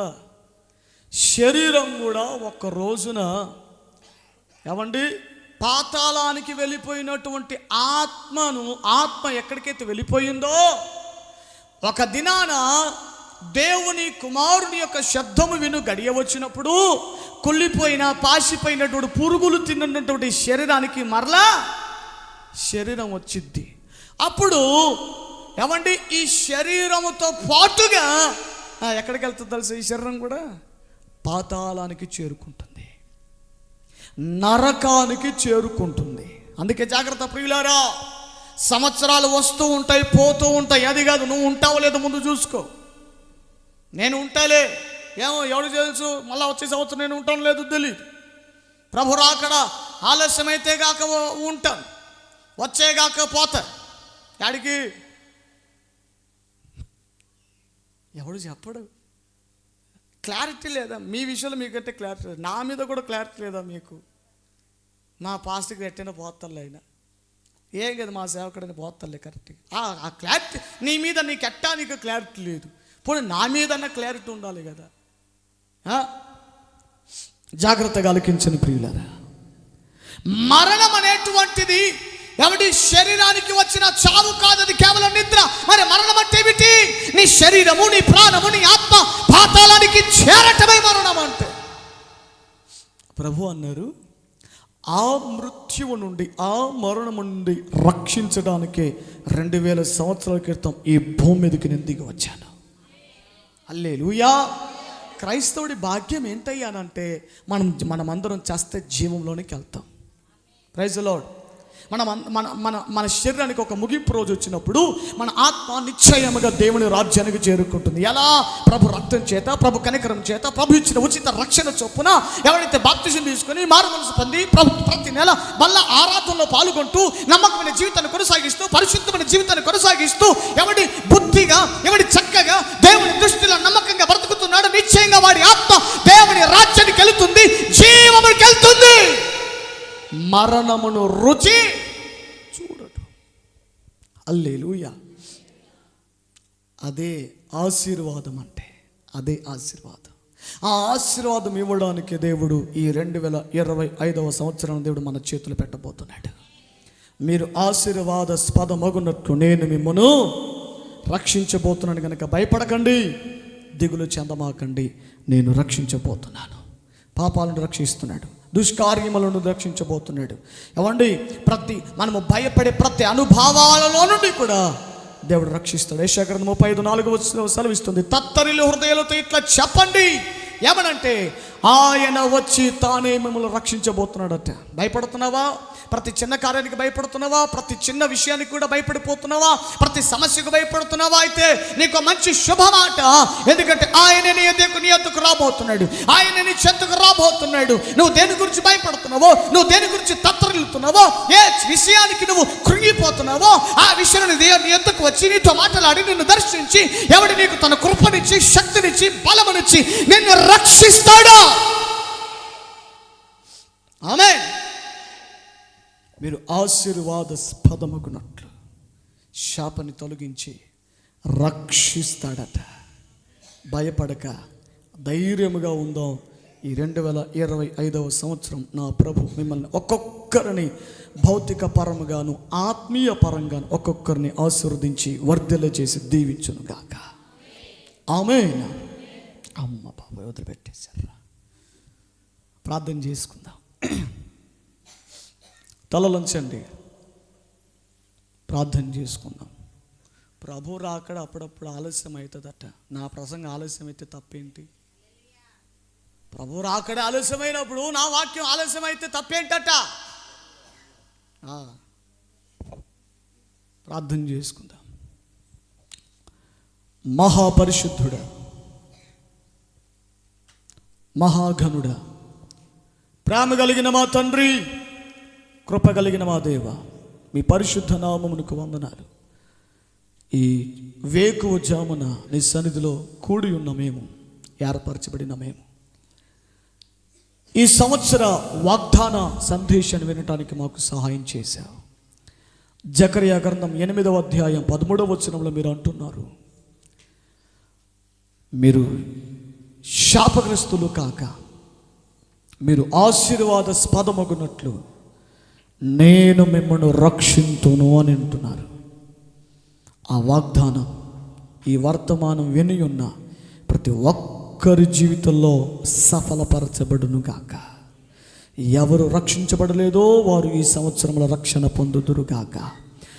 ఎవరు నీ సన్నిధిలో స్థిరపరచబడలేదో వారు ఆత్మ సంబంధమైన ఆశీర్వాదాలు కోకొల్లలుగా వారు సంపాదించుకునే భాగ్యముల వారు నిలుచుదురుగాక.